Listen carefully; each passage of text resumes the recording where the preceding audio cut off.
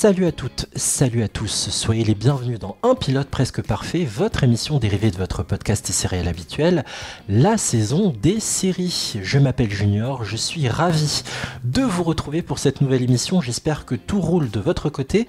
Pour celles et ceux qui découvrent ce podcast, un rappel du concept, et oui je me lasse jamais, même après plus de 4 ans.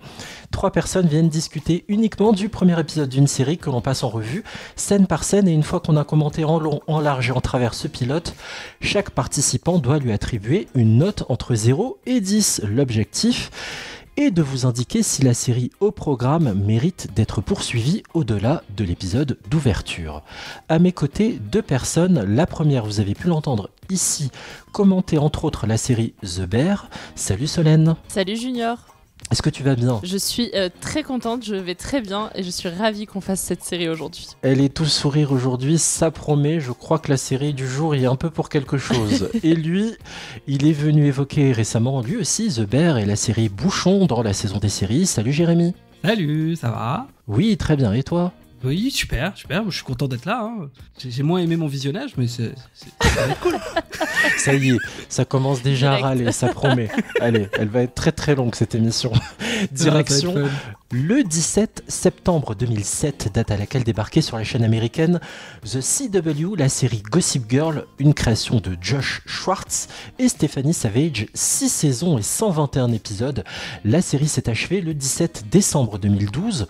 En France, Gossip Girl est actuellement disponible sur la plateforme Netflix, mais également en DVD. Pour vous donner un premier aperçu de cette série, je vous propose un premier extrait et on en parle juste après.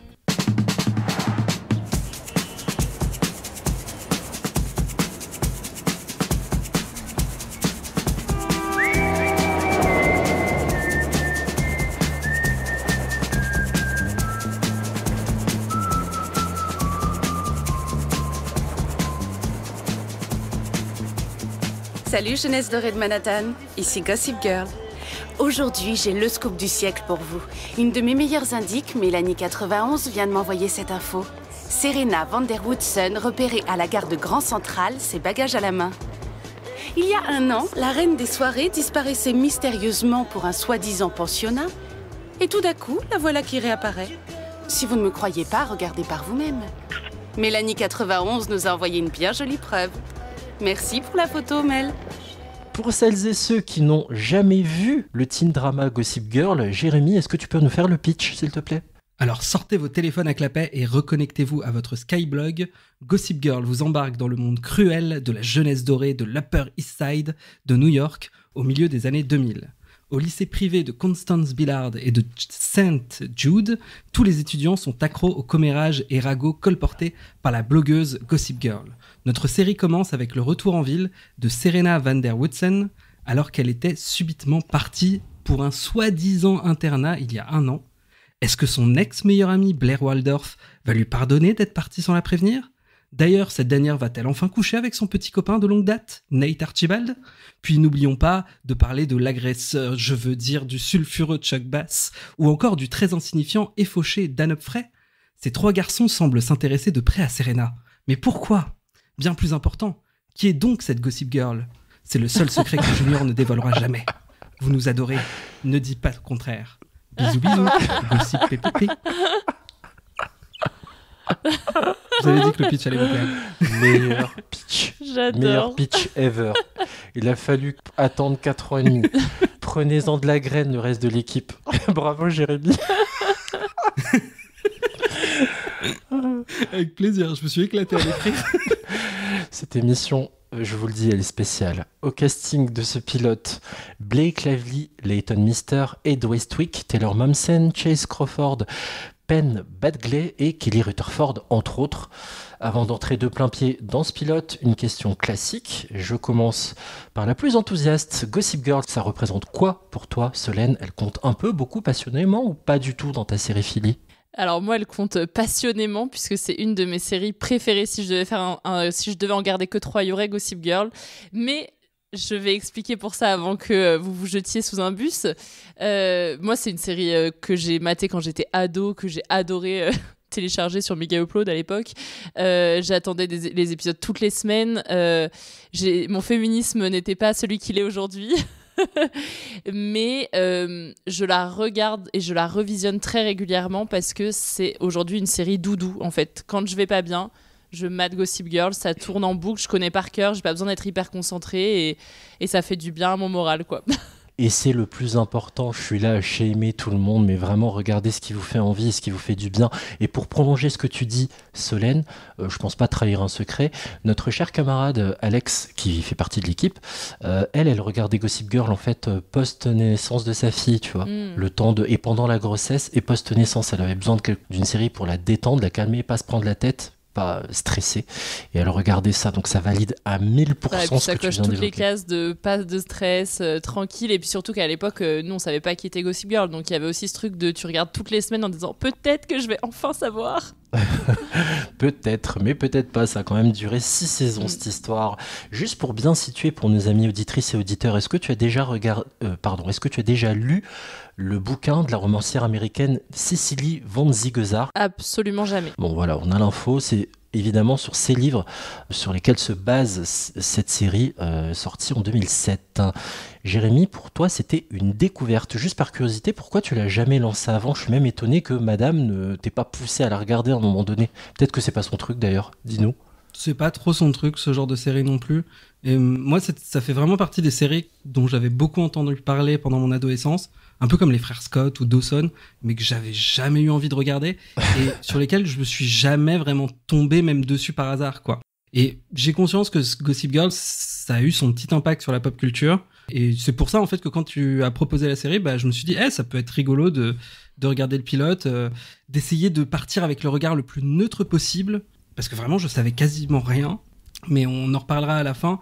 Au final, je me suis rendu compte que j'avais été spoilé de 2-3 trucs, ce qui fait que ça a un peu biaisé l'avis que je voulais avoir. Mais bon, je resterai le plus impartial possible, c'est faux. Ça promet.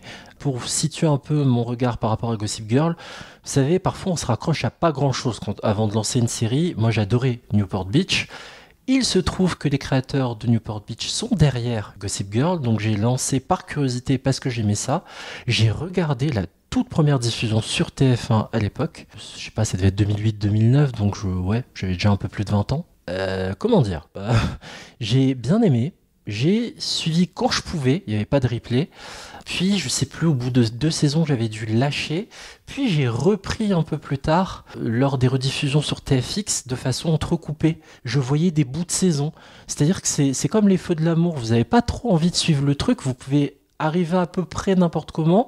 Vous tenez 2-3 épisodes et vous pouvez reprendre le fil directeur de l'histoire. Donc, j'ai vu des moitiés de saison, des moments charnières un peu comme la mort supposée de Chuck ou non, fin de saison 5. Enfin voilà, il y a plein d'éléments comme ça que j'ai pu voir et qui m'ont vraiment marqué.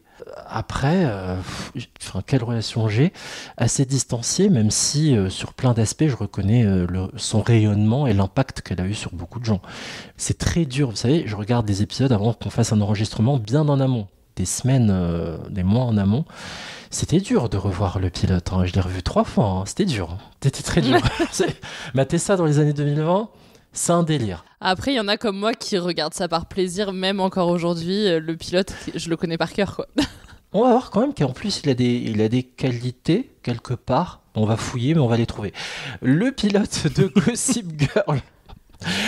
Alors, je tiens à préciser, il se peut que dans l'émission, je dise Gossip Girl 2007. Soyez pas étonnés. Il y a eu une autre version en 2021. On en parlera après, donc soyez pas étonnés. Est-ce que vous êtes prêts, madame et monsieur? Avec plaisir, pour démarrer. On est chaud. Yes, le pilote de Gossip Girl a pour titre Le Grand Retour.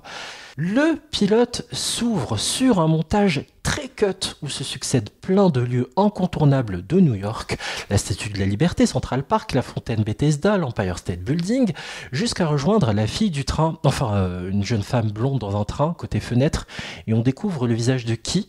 De Blake Lively. De Blake Lively. Blake Lively. La femme de Ryan Reynolds. Je ne vais pas vous mentir, évidemment, j'avais un gros crush. Évidemment.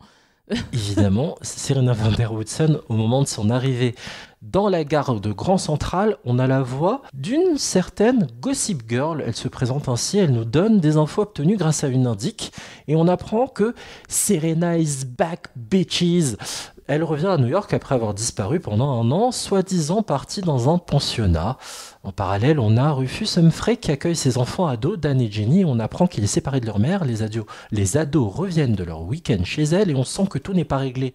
Chez le daron qui se demande toujours si son ex-femme est en mode « je vais bien, je suis débarrassé du père de mes gosses ». Les enfants sont gênés de répondre à cette question et prétendent avoir faim. Le père a prévu une petite bouffe et Dan, pendant ce temps-là, repère au loin la jolie Serena.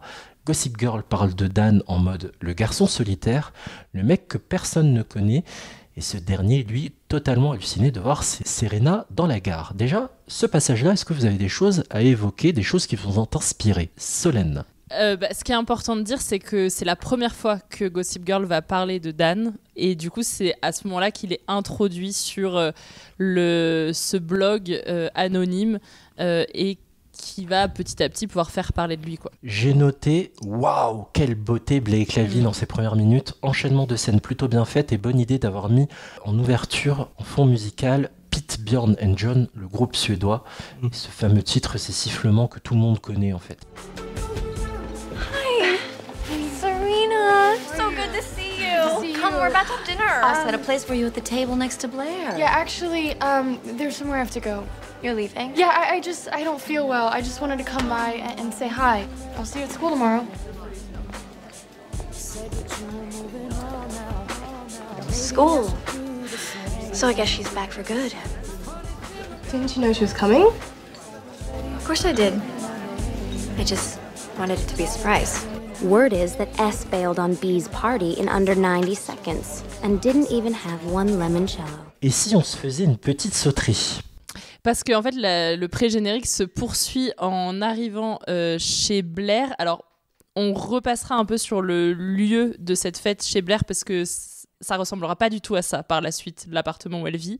Mais en tout cas, on y est. Il y a une grosse soirée avec tous les gens de l'Upper East Side, à la fois les ados et leurs parents. Donc, c'est là qu'on va rencontrer un peu tous les protagonistes de la série. On rencontre Nate Archibald, donc, qui est le petit ami de Blair Waldorf. On a aussi Chuck Bass qui est sur un canapé entouré de deux nanas dont on connaîtra le prénom plus tard mais qui resteront toujours des personnages secondaires. Nate parle de l'université avec des amis de son père, de Dortmund. Oui, j'ai pas retenu le nom de la première université citée, mais l'autre c'est plus célèbre. Oui. UCLA. On sent en tout cas que le parcours de Nate, il est tout tracé, tout écrit par son père et qu'il n'a pas vraiment la possibilité de dire quoi que ce soit. Et Blair apprend le retour de Serena via Gossip Girl, du coup. Et donc là, elle se jette sur Nate, puisque Gossip Girl précise qu'on s'est toujours demandé si Nate, il n'avait pas une attirance pour Serena.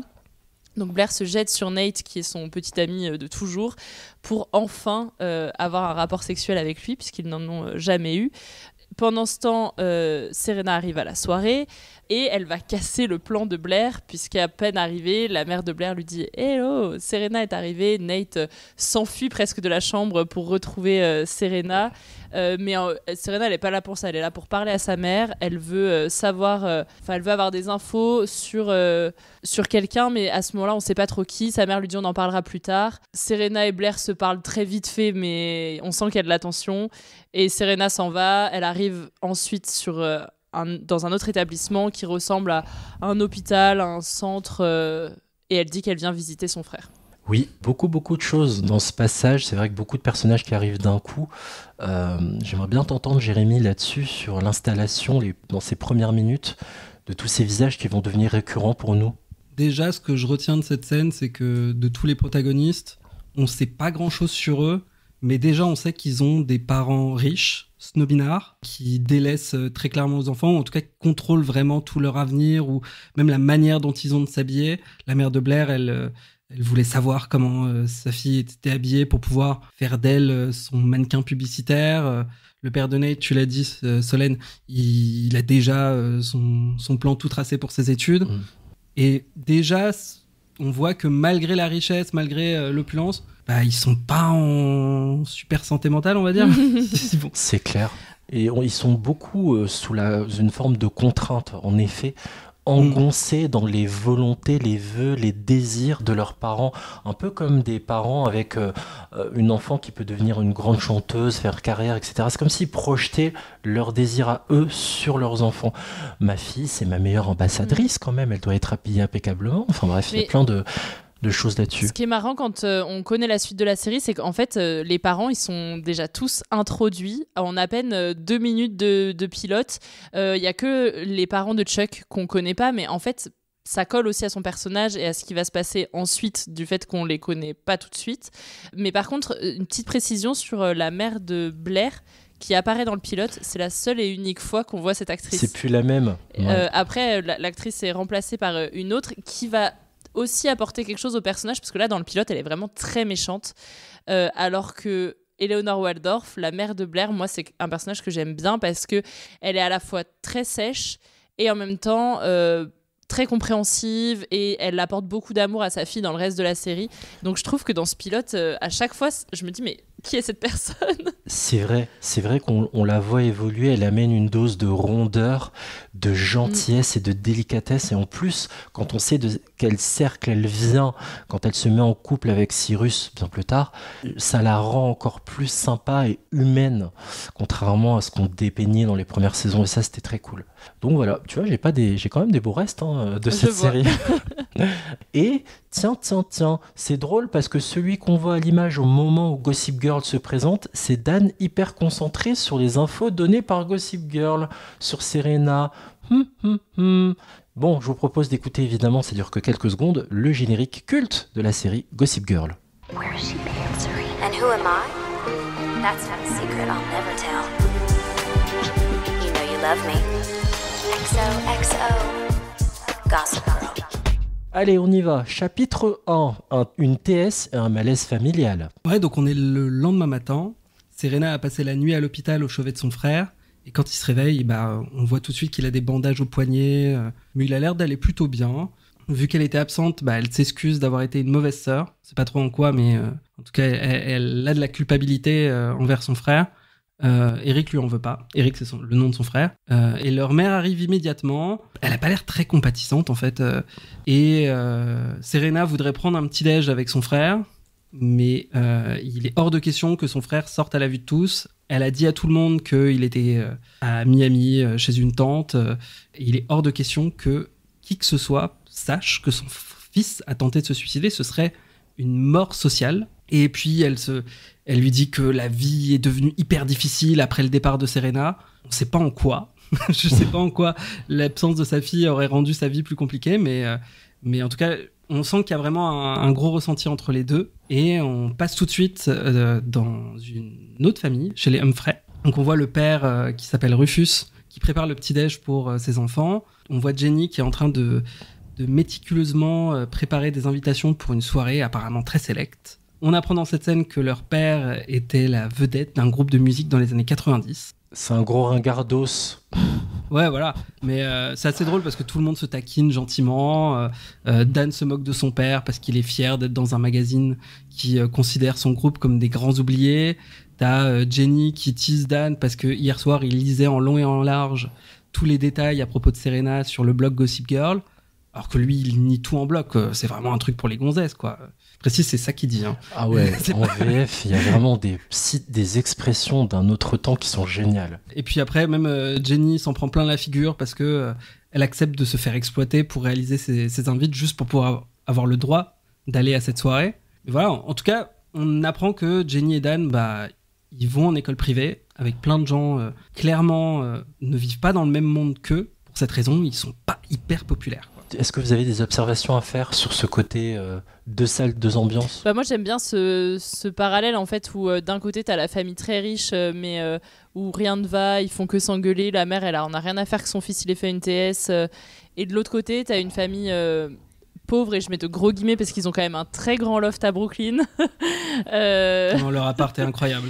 Et où le père il est là pour leur faire le petit déj, il se taquine, c'est bonne ambiance, même si on sent que évidemment, ils auraient aimé faire partie de l'élite new-yorkaise. En fait, ils ont de l'amour les uns pour les autres, ce qu'on retrouve pas dans les autres familles, quoi. Ça me fascine à quel point, ça pour le coup c'est intelligemment écrit, à quel point on sent que c'est sain chez eux. Ils traversent un moment pas cool, pourtant le divorce des parents d'Anne et Jenny, mais ils ont une relation très saine avec leur papa, ils se taquinent, ils s'aiment, il y a une vraie connexion très forte entre Dan et Jenny, on en reparlera plus tard, et ça se vanne, ça rigole. Voilà, alors que c'est l'exact inverse chez les Van der Woodsen, c'est beaucoup plus compliqué. On retrouve Serena S qui arrive devant un hôtel pour, après avoir été voir son frère à l'hôpital. Et là, qui l'attend devant le palace? Nate Archibald, donc le petit ami de Blair, donc le mec de la meilleure amie de Serena, globalement. Et donc là, ils ont une discussion un peu lunaire où Nate est persuadé que Serena est revenue pour elle. On sent qu'il y a quelque chose qui n'est pas terminé entre eux, que ils ont eu potentiellement quelque chose l'un envers l'autre, mais qu'il faut que ça reste secret parce que personne n'est au courant. Et en gros, Serena, elle lui dit moi je suis pas revenue pour toi et je veux garder ça sous silence, oublie-moi, reste avec Blair et vis ta vie, quoi. En gros, on reste amis, mais juste amis. Et Nate a l'air très déçu. Vous l'avez trouvé comment ce passage? Creepy ou mignon? Parce que j'ai noté quand même, c'est peut-être Chase Crawford qui aurait dû jouer dans la série You pour Netflix. Je sais pas. Pour le coup, j'ai pas trouvé tant que ça creepy. Mais qu'est-ce qu'il fout devant chez elle? Après, c'est peut-être aussi parce que Nate, il dégage rien du tout. Vraiment, il se fait porter dans tout le pilote, il fait pas grand-chose et du coup, je le vois pas comme une menace, je le vois pas non plus comme quoi que ce soit. En vrai, c'est même pas qu'il attendait qu'elle arrive à l'hôtel, il attendait qu'elle sorte pour aller au lycée et pour pouvoir discuter avec elle sur le chemin, j'imagine. Il y a des lycées différents, séparés, filles-garçons, mais ça me choque pas forcément, tu vois, si on considère qu'ils étaient amis et que... D'accord. Moi non plus, j'ai pas été choquée. Et après, ce que tu dis sur Nate, moi je trouve que c'est un personnage plat de épisode 1, saison 1, au dernier épisode de la saison 6, quoi. Ça m'étonne pas. Il restera comme ça, fidèle à lui-même. Mais après, je me suis demandé, en ayant vu The Boys récemment, si ça venait pas un peu de l'acteur qui joue... il est pareil en homme-poisson. L'homme-poisson, ouais, voilà, exactement. Il sert à rien. En fait, il y a des comédiens comme ça qui sont très beaux et qui dégagent pas grand-chose, comme Reggie Jean Page, je pense à lui dans Bridgerton, ouais. Après, moi, quand j'étais ado, j'avoue que les premiers épisodes où je voyais... Enfin, la première saison, peut-être que j'étais un peu plus en mode « Oh, Nate, il est vraiment trop beau ». Et après, par rapport aux arcs et aux histoires narratives des personnages, il y a un autre personnage que j'ai vraiment beaucoup plus préféré. Il y a une bascule. Est-ce que tu as basculé du côté obscur? On va vérifier ça. J'ai très peur. Allez, on continue. Je vous invite à faire comme Dan. On va monter dans le bus scolaire. On est dans les rues de New York et on retrouve Dan qui court après le bus, qui chope à la dernière minute. Et là, discussion entre Chuck et Nate qui sont déjà dedans, tous les deux en uniforme. Et là, je suis obligé de vous citer Chuck en VF. Tu as vu comment Serena était sexy hier? Quand on frôle un tel degré de perfection, ça pousse à la dépravation. Merci la culture du viol. Nate le trouve flippant, mais Chuck insiste en mode « Allez, tu dirais pas non, mon cochon !» Mais Nate est en mode « J'ai une copine, mec, arrête !» Chuck se fout de sa gueule. Vous avez jamais conclu, alors que vous êtes ensemble depuis la maternelle, conclure « Oui, Jean-Claude Duss sort de ce corps !» Nate et Chuck arrivent, mais Chuck se retourne et tombe sur Dan en mode « Mais pourquoi tu nous suis, toi ?» Et Dan lui dit « Mais je suis dans le même lycée que toi, pauvre tâche, regarde mon uniforme !» Fin de la scène. Qu'avez-vous ressenti en la voyant, Jérémy? J'ai beaucoup de choses à dire sur cette scène. C'est la première vraie scène de Chuck, donc c'est normal. Je cite la série. Commencez pas à m'envoyer des messages. Ouais. Déjà, t'as cité la VF, et la VF atténue un peu la vraie réplique en VO, parce qu'il dit vraiment, elle est tellement parfaite que c'est un appel à être violée. She needs to be violated, il dit, ouais. Et donc c'est encore pire, et à d'autres moments dans la série, la VF atténue un peu ça, atténue un peu son discours. Donc vraiment, il est horrible. Donc déjà, tout de suite, tu vois, Chuck, ça te met direct dans l'idée que tu vas le détester et que je vais pas l'aimer et que j'ai pas envie de suivre ce personnage. Rappelons juste que à l'époque, c'était destiné, Gossip Girl était destiné à être diffusé dans la case du samedi après-midi à 17h, les séries pour ados sur TF1. D'où l'adaptation où vraiment fallait que ça passe, quoi, entre guillemets. Mais même comme ça, de toute façon, rien que son discours, quoi qu'il arrive, même atténué, ah oui. il est. Tu vois, j'ai noté, il est horrible. J'ai noté culture du viol, je savais même pas qu'il utilisait ce mot clairement en VO, tu vois. Ça, je suis choqué.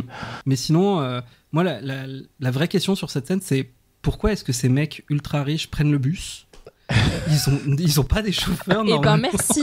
Je me suis posé la même question en revoyant le pilote. Je me suis dit mais ils viennent tout le temps en limo au lycée. Pourquoi là dans le pilote ils viennent en bus quoi ? Enfin j'ai pas compris. Mais au moins ça permet d'avoir la première et la seule bonne réplique drôle de Dan de tout le pilote. Quand Dan lui dit bah tu voyais bien j'ai le même uniforme. Et puis Nate et Chuck se barrent. Et t'as juste Dan qui les suit et qui fait « Bon, bah, je pense que ça démarre bien, on mange ensemble à la cantine ?» Voilà. Parce que Dan non plus, je l'aime pas trop, mais j'expliquerai plus tard pourquoi. Et c'est les petits moments où finalement, j'arrive à l'apprécier un petit peu. Sorry. No, it's okay. I got a lot of stuff to do anyway. Well, we should get going then. Unless you want us to wait for you. Looks like you got a lot of yogurt left. No, go ahead.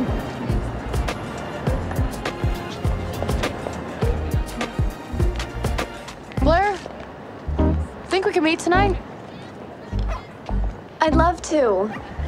But I'm doing something with Nate tonight. The Palace. 8 o'clock? Nate will wait. Spotted on the steps of the Met. An S&B power struggle. Probably do a half hour. Did S think she could waltz home and things would be just like they were? Thanks for making the time. You're my best friend. Did B think S would go down without a fight? Or can these two hotties work it out? There's nothing Gossip Girl likes more than a good cat fight. And this could be a classic.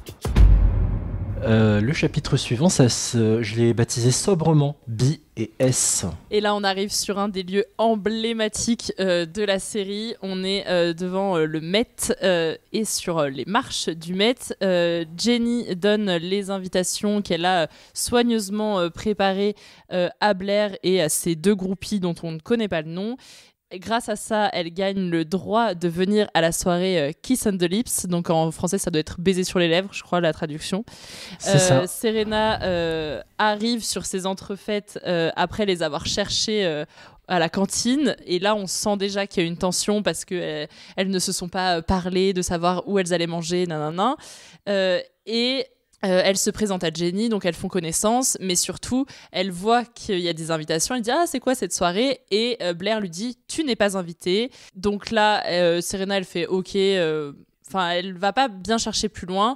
Le groupe de Blair s'en va et je trouve que ça, c'est intéressant sur cette scène. C'est que d'un coup, donc Serena se retrouve en position forte par rapport au groupe de Blair puisqu'elles vont descendre les marches.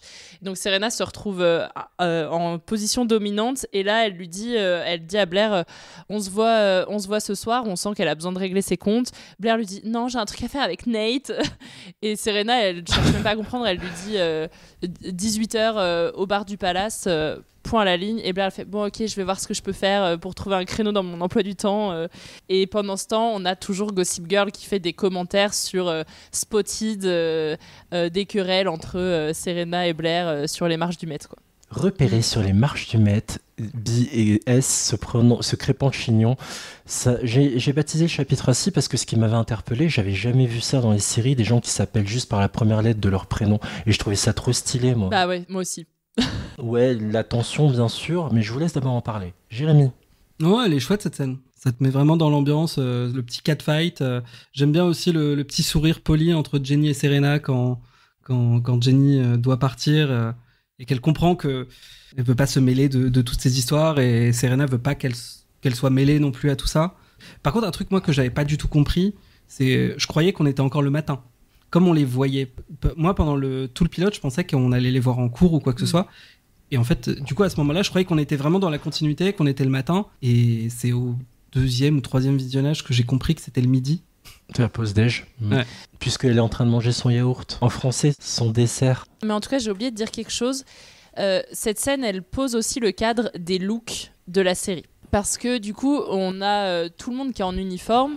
mais Serena, elle porte son uniforme un peu de manière dépravée, avec la cravate pas bien nouée, la chemise un peu entrouverte et tout.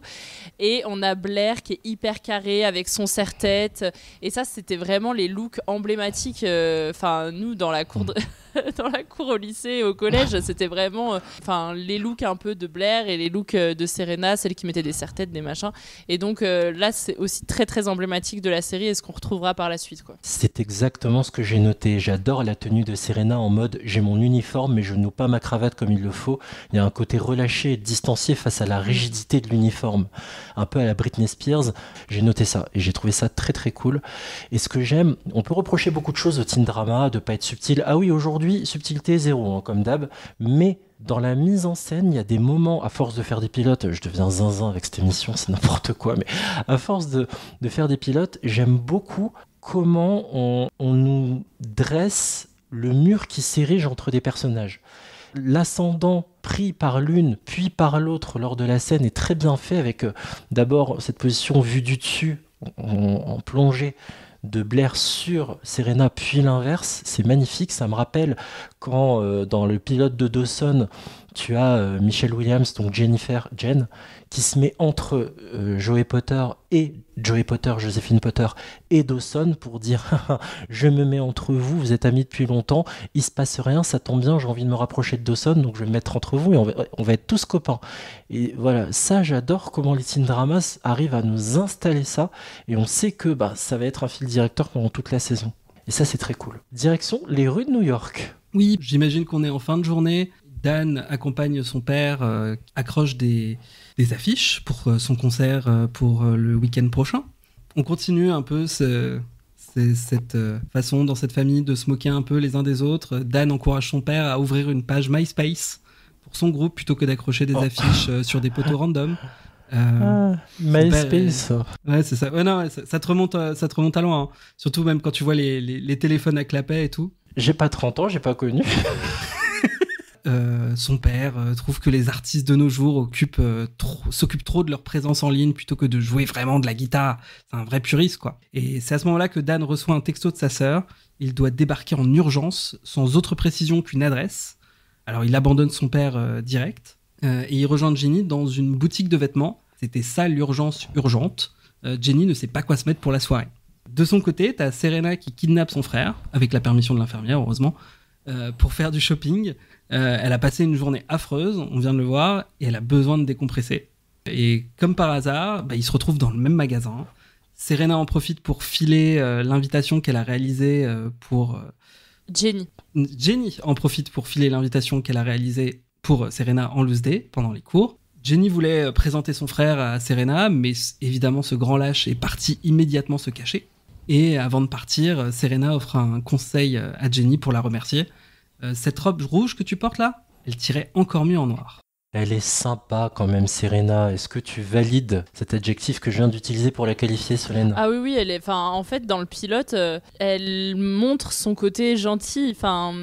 On va voir vraiment aussi cette dualité entre Blair et Serena dans le pilote et qu'on retrouvera tout au long de la série, entre Blair qui est très manipulatrice alors qu'en fait elle a quand même une apparence très sérieuse, très première de la classe, et Serena qui est juste sympa, qui a envie de faire le bien autour d'elle, même si parfois la vie lui a un peu roulé dessus et qu'elle a des gros dramas pour une lycéenne, quoi. J'ai noté donc à New York, quand on va faire ses courses, on va aux Galeries Lafayette. Et surtout, à New York, il y a 3 magasins à tout casser. Puisque comme par hasard, Dan et elle se retrouvent dans le même. Bon bref, Jérémy. Ouais, moi j'aime beaucoup l'alchimie qu'il y a entre Serena et son frère. C'est vraiment un des rares moments dans l'épisode où on sent qu'elle est vraiment elle-même. Elle sourit, ils rigolent ensemble. Ça fait du bien de la voir comme ça, quoi. Il lui dit qu'elle est jolie comme tout. Et c'est vraiment fait avec beaucoup de délicatesse et de considération pour sa sœur qui peut-être se sous-estime. Il lui redonne un peu de confiance en elle et je trouve ça très cool. This is some good stuff. Yeah, I'm gonna need it. Blair's mom's at the country house. Yeah? Well, then maybe I should swipe some of my dad's Viagra. Or my mom's Paxil? Nathaniel, you're finally about to have sex with your girlfriend. It's like you're headed to your execution. No, man, I'm good. Talk to Chuck, buddy. You and Blair have been dating forever. All of a sudden, there's a problem. There's no problem. just... Do you ever feel like our whole lives have been planned out for us? And we're just gonna end up like our parents? Man, that's a dark thought.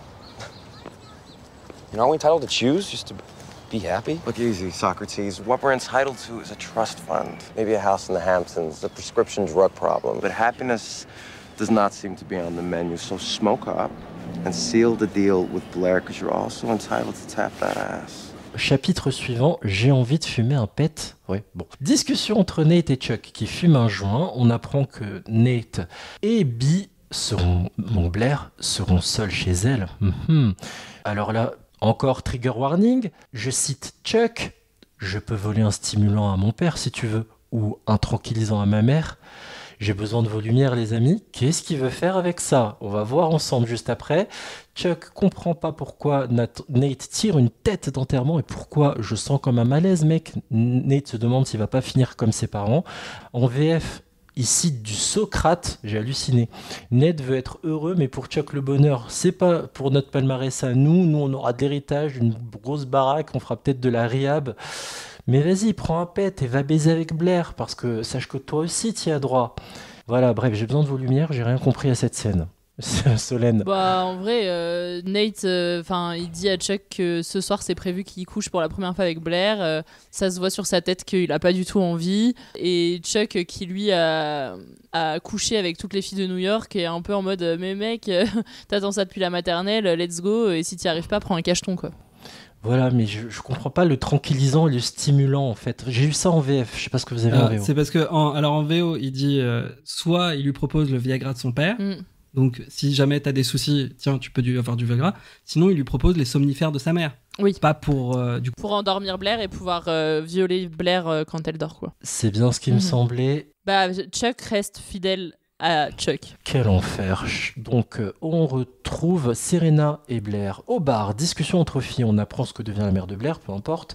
On apprend surtout que Blair n'a pas été prévenue, que Serena allait partir dans un pensionnat au Connecticut. Elle n'a pas eu le pourquoi. D'où la tension envers Serena. Serena lui dit qu'il fallait qu'elle parte, qu'elle coupe les ponts, mais Bee, je veux que tu me fasses confiance. Bee lui répond qu'elle a plus l'impression de la connaître. Serena insiste sur le fait de redevenir copine comme avant. On apprend qu'elles étaient comme des sœurs avant le départ de Serena. On apprend qu'elles ont des familles hyper barjots. Et la jolie blonde demande le soutien de son amie Blair. En fin de scène, ça va beaucoup mieux, un gros câlin. Elles se disent qu'elles s'adorent, mais on remarque que Serena boit un bon cocktail. On rappelle qu'elle est quand même pas majeure dans la série. Et en voix off, Gossip Girl est convaincue que toi, Serena, tu nous caches quelque chose. Hein. Je pense que c'est une de mes scènes préférées de l'épisode. Mais en fait, toutes les scènes où t'as Blair et Serena ensemble, c'est celles qui sont les plus intéressantes. Enfin, j'aime beaucoup l'alchimie qu'ils ont entre les deux. Moi, j'aime beaucoup les personnages un peu détestables, un peu pain bêche ou un peu énervés tout le temps. Donc, j'aime beaucoup le personnage de Blair. Et tout au long de l'épisode, j'appréciais vraiment le fait que Blair masque complètement le fait que... Enfin, non, justement, elle masque à peine le fait qu'elle aime pas Serena, qu'elle la supporte plus. Et je sens que dans cette scène, elle lâche un peu son masque, elle a l'air sincère dans cette idée de lui pardonner, de passer à autre chose. Ça va pas être évident, mais on sent qu'à ce moment-là, en tout cas, leur amitié pourrait se reconstruire et je la sens sincère et en vrai, j'aime beaucoup cette scène. Il y a peut-être un côté rancunier aussi, elle a vécu difficilement cette rupture en fait, je pense, Blair. Et je comprends, tu vois, c'est là la première fois qu'on comprend pourquoi Blair en veut autant à Serena et honnêtement, ce sont de bonnes raisons. C'est-à-dire Serena qui part comme ça sans prévenir... ça blesse, quoi qu'il arrive, surtout qu'après, elle a eu aussi pas mal de galères avec le divorce de sa mère, et elle avait personne pour la soutenir. Rappelons que Blair est fille unique. Oui, Solène. Et puis en plus, Serena revient aussi sans rien lui dire. Enfin, c'est quand même censé être sa meilleure amie. Elle la quitte sans rien lui dire, et elle revient sans rien lui dire. Enfin, c'est un peu lunaire aussi comme relation amicale, alors que pour le coup, dans cette bande, parce qu'en fait, la bande de l'élite, Nate, Chuck, Blair, Serena et Dan qui s'ajoutent dans les 5, ils sont amis en fait. Mais in fine, Blair, elle est vraiment amie qu'avec Serena, parce que Chuck, c'est le meilleur pote de son mec. Enfin, Elle peut se confier à personne d'autre. Et là, on sent qu'elle s'ouvre un peu quand même, qu'elle ouvre un peu son cœur de en fait, je suis blessée et je suis pas prête actuellement à te pardonner, quoi. On a une discussion plus apaisée, hein. Enfin, les tensions se dissipent un peu et ça fait du bien. En effet, dans cette scène, direction l'appartement des Humphrey. Du coup, on arrive dans ce grand loft de Brooklyn où Jenny est en train de coudre sa robe parce que dans la scène où Serena lui disait de prendre la robe mais en noir, on comprend surtout qu'elle n'a pas l'argent de se la payer. Du coup, elle va se la faire elle-même et elle se moque de son frère. On apprend à ce moment-là du coup qu'il a déjà parlé à Serena, en tout cas que elle lui a parlé en lui disant bonjour, mais que lui n'a jamais oublié ce moment et que depuis il crush sur elle, sauf que elle probablement qu'elle a oublié et qu'il l'a confondu avec quelqu'un, ce qui est très drôle parce que ça fait écho au dernier épisode de la série que je me suis tapé juste avant cet enregistrement, les amis, parce que je vois très bien ce que raconte Solène, du coup, parce que je l'ai vu cette scène. Pareil, façon Roméo et Juliette, où elle est un peu perchée sur une espèce de haut escalier qui pourrait être assimilé à un balcon où elle parle à son Roméo en contrebas. C'est ça. Et donc, du coup, c'est marrant que ce soit déjà là dans le pilote, quoi. Et donc, Jenny glisse pas très finement que Serena vit à l'hôtel actuellement, qu'elle doit sûrement être seule au bar et que ce serait dommage qu'elle passe la soirée toute seule. Et donc, du coup, Dan s'en va en mode « Oh, j'ai un truc à faire !» Et Jenny finit à coup de sa robe, quoi, toute seule. Et elle a commandé à manger. Et elle a prévu qu'un repas, elle a bien fait en VF. Ouais, j'ai détesté Dan dans cette scène parce que, alors voilà, il a peur de parler à Serena, mais maintenant qu'il sait que Serena est seule et qu'elle est potentiellement bourrée, là, ça lui dérange pas de discuter avec elle et d'aller la voir. Ça va, tout va bien. Ouais, non, clairement, c'est dans ces moments-là où j'ai vu que Dan est pas le nice guy tel que le gentil garçon qu'il aimerait bien être en fait. On rappelle juste deux choses, nous sommes en 2007 et il se trouve que dans la vraie vie, je ne sais pas s'il a eu besoin d'alcool, j'espère que non, Penn Badgley et Blake Lively ont eu une histoire d'amour. Ils sont sortis combien de temps ensemble ? 3 ans, pour info. Voilà, quand même, entre 2007 et 2010. Donc. Mais ils ont gardé ça secret pendant qu'ils tournaient pour pas que ça influe sur... surtout quand ils se sont séparés. Et si on retournait à l'hôtel où vit Serena ? On est de retour au bar et Chuck, il fonce sur Serena qui est toujours au bar. D'ailleurs, il y a 3 femmes qui sont en train de discuter entre elles. Il les contourne même pas, il coupe à travers champs, comme si tout lui était dû. On apprend que le palace appartient aux parents de Chuck. Ces derniers n'aimeraient sans doute pas apprendre que leur bar sert de l'alcool à des mineurs. C'est ce que dit Chuck. Serena, du coup, lui répond... Ils aimeraient savoir qu'ils servent des porcs comme toi. Et il y a vraiment cet échange entre assez... Oui, plein de punchlines, quoi. Plein de punchlines, exactement, ouais. Ça s'envoie des coups vraiment de part et d'autre, quoi. Exactement, t'as Chuck qui lui dit « Moi, j'aime qu'une fille me parle mal. » Et Serena qui lui répond « T'aimes juste que les filles te parlent tout court ?» Non, moi, j'aime bien quand elles se taisent. « Ok, Chuck, on a compris, tu es le pire, c'est bon. » Il y a une première tentative de harcèlement, drague de sa part sur Serena qui directement en face à face, non, c'est mort, il se passera rien.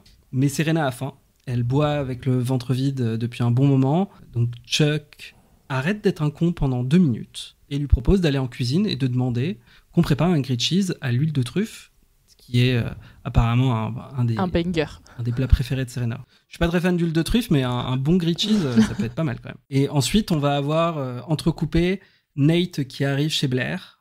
Alors là, elle est en nuisette, prête à lui sauter dessus. Mais Nate est hésitant, il a quelque chose à lui dire avant. J'avais chaud. Là, ça tombe bien parce qu'on est en cuisine, donc il doit faire chaud en cuisine, j'imagine. Chuck remercie le cuistot, il lui offre sa soirée, à lui et à toute son équipe. Et Chuck a beaucoup d'idées pour être remercié. À peine le personnel parti, t'as Chuck qui pose ses sales pattes sur la cuisse de Serena, qui lui dit non immédiatement. Chuck lui demande si elle a peur que Nate l'apprenne, parce qu'il connaît son secret. Il y a 1 an, Serena aurait couché avec Nate à un mariage alors qu'ils étaient tous les deux bourrés. Plot twist. Mais what ? On l'a pas vu venir. Oh putain. Au même moment, c'est exactement le secret que gardait Nate à sa copine. Et Chuck était là, il a tout vu. On est de retour en cuisine. Il y a vraiment des allers-retours. Chuck affirme que Serena lui ressemble bien plus qu'elle ne le pense. Sauf que Serena, elle essaye de changer. C'est pour ça qu'elle est partie. En tout cas, c'est une des raisons. Chuck lui dit qu'il la préférait avant, mais ça l'empêche pas d'essayer de l'embrasser alors qu'elle est assise sur une table, qu'elle est complètement bloquée. On voit Serena se débattre. Elle essaye de sortir de son emprise. Elle lui hurle non. Elle lui hurle d'arrêter, mais il continue, comme le sale violeur qu'il est. Et là, ça devient très gênant parce que la scène est entrecoupée entre la scène de flashback où Nate et Serena couchent ensemble et Blair qui se dispute avec Nate, maintenant qu'elle connaît la vérité. Heureusement, Serena arrive à se dégager. Elle fuit dans le lobby. Elle tombe sur Dan, littéralement. Il l'aide à ramasser ses affaires qui étaient tombées de son sac, sauf son téléphone, qu'elle a oublié sur le sol. Heureusement, Dan est là pour le récupérer. Mais bon, il va pas courir derrière elle pour lui rendre. Et c'est comme ça que se termine cette scène assez affreuse. Tu t'es tapé le petit copain de ta meilleure amie? C'est la grande classe, Serena. Je crois que tu me ressembles bien plus que tu ne veux l'admettre.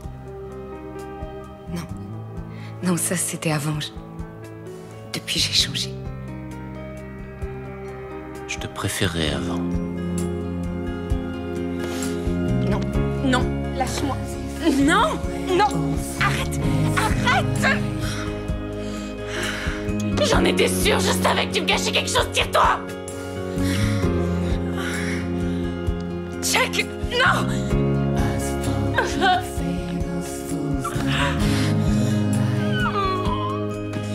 Me touche pas. Comment tu l'as reçue, toi, cette scène, Solène? Même si je sais que tu as vu la série plusieurs fois, tes convictions personnelles aussi, et le fait d'être une femme féministe et tout, ça joue sur l'appréciation de cette scène. Comment, au fur et à mesure des années, tu digérais cette scène-là? Alors, je me rappelle pas de mon premier visionnage et qu'est-ce que j'avais ressenti en voyant cette scène. Aujourd'hui, pour moi... elle est difficile à regarder parce que en fait Chuck il est clairement en train d'agresser Serena et d'essayer de la violer sans aucun complexe et sans problème. Et en fait elle est surtout difficile à regarder parce que je sais ce qui se passe ensuite et je sais aussi que j'aime profondément Chuck.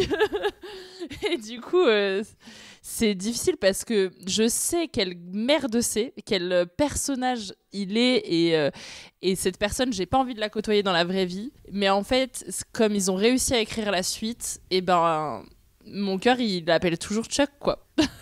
C'est horrible. Oui, et c'est la question que j'allais te poser derrière, parce qu'il faut quand même souligner à quel point il a été extrêmement populaire, le personnage de Chuck. Son côté sournois, dragueur, lourdingue, je dis pas que c'est bien ce qu'il fait évidemment, l'air de s'en foutre, mais en même temps, tu sais, ce rapport love-hate, amour-haine qu'il installe comme ça, notamment avec Blair, c'est tout ça qui a contribué aussi à son succès, à sa popularité. Vraiment, faut pas le négliger et le pointer du doigt. J'ai une chose à ajouter concernant le comédien Ed Westwick, je suis certain que Solène voit où je veux en venir, mais d'abord Jérémy. Ouais, moi sur cette scène, Chuck est détestable, c'est un agresseur sexuel. Le cuistot est complice parce que il a l'air d'être habitué à cette combine. Mais moi, ce que je trouve vraiment malsain, c'est pas forcément le comportement de Chuck. À la limite, tu vois, c'est un connard, c'est un violeur, etc. C'est le personnage. Et au cours de la série, il va évoluer, tant mieux. Moi, ce que je trouve vraiment malsain, c'est la juxtaposition entre la tentative de viol de Chuck et la scène de sexe entre Nate et Serena. Il y a un mot pour ça. On romantise une scène qui ne devrait pas l'être. C'est exactement ce que j'allais dire, parce que tout ça, toute cette juxtaposition, c'est juste pour prouver que moralement, Serena et Chuck seraient similaires, alors que c'est deux situations complètement différentes. Quand Nate et Serena couchent ensemble, alors ok, ils sont bourrés, le consentement n'est pas 100% garanti, mais dans cette scène, personne ne force l'autre à quoi que ce soit. Alors que là, en parallèle, t'as Chuck qui force Serena par la force, en toute impunité. Moi, j'ai pas vu la suite. Je sais pas du tout s'il y aura des conséquences. À mon avis, il y en aura pas. Et vraiment, tu vois, que Chuck soit un connard et qu'il soit puni ou non par la suite, ou en tout cas qu'il ait une évolution, il y a pas de souci. Mais là, c'est vraiment ce fait de comparer les deux scènes, de faire en sorte que limite, en plus, comme on voit en parallèle Blair qui est profondément peiné, déçu par ses amis, etc. limite, ça donne presque l'impression que cette tentative de viol, c'est une punition pour Serena d'avoir trahi son ami. Pour moi, voilà, c'est vraiment cette scène, je la trouve lunaire et c'est horrible. Je vais pousser le raisonnement un peu plus loin en me mettant dans la peau de ce pervers, parce qu'il faut quand même rappeler qu'il a assisté au rapport sexuel entre son meilleur pote et elle. Et il s'est dit, attends, il a eu le droit de profiter d'elle, ça a été son jouet, ça va devenir le mien. C'est comme ça qu'il raisonne, et c'est comme ça que c'est présenté. Ouais, bien sûr. T'as tout à fait raison. Oui, Solène. Non, mais en fait, globalement, tout ce qui va se rapporter des sessions avec Chuck, c'est de la culture du viol à 100%. Et en fait, quand la série elle sort en 2007, moi j'ai 11 ans, quoi. Et il y a énormément de personnes comme moi qui ont grandi là-dedans et en se disant c'est ça qui est normal, c'est ça une relation amoureuse normale, c'est pas on prend un petit déj tranquillement le matin, non, c'est le mec qui domine, quand on dit non en fait c'est oui, enfin et donc faut aussi se remettre dans le truc de l'époque, aujourd'hui on le regarde avec un autre œil et Dieu merci, mais en fait moi à l'époque j'étais juste en mode oh là là, moi si un mec il m'approche pas comme ça, ça veut dire que je vaux rien, quoi. Oui, malheureusement c'était, on y revient, une façon de romantiser Et d'ailleurs la relation entre Nate et Blair, elle fait pas du tout rêver comme elle est écrite, parce qu'ils sont ensemble depuis la maternelle, il se passe rien, alors que tout ce qui va être autour de Chuck plus tard aussi va faire un peu rêver les téléspectatrices principalement, parce que oui, ça montre qu'il peut changer en plus. C'est le bad boy qu'on peut transformer en gentil garçon s'il est avec la bonne personne, quoi. Le fameux mec qu'on va sauver. Exactement. Jérémy l'a dit aussi, exactement. Rappelons, Ed Westwick, c'est important de le savoir, a été accusé par plusieurs femmes d'abus sexuels. Il est britannique. Il y a la comédienne Christina Cohen qui, en juillet 2018, l'a accusé de viol pour des faits qui avaient eu lieu quelques mois plus tôt.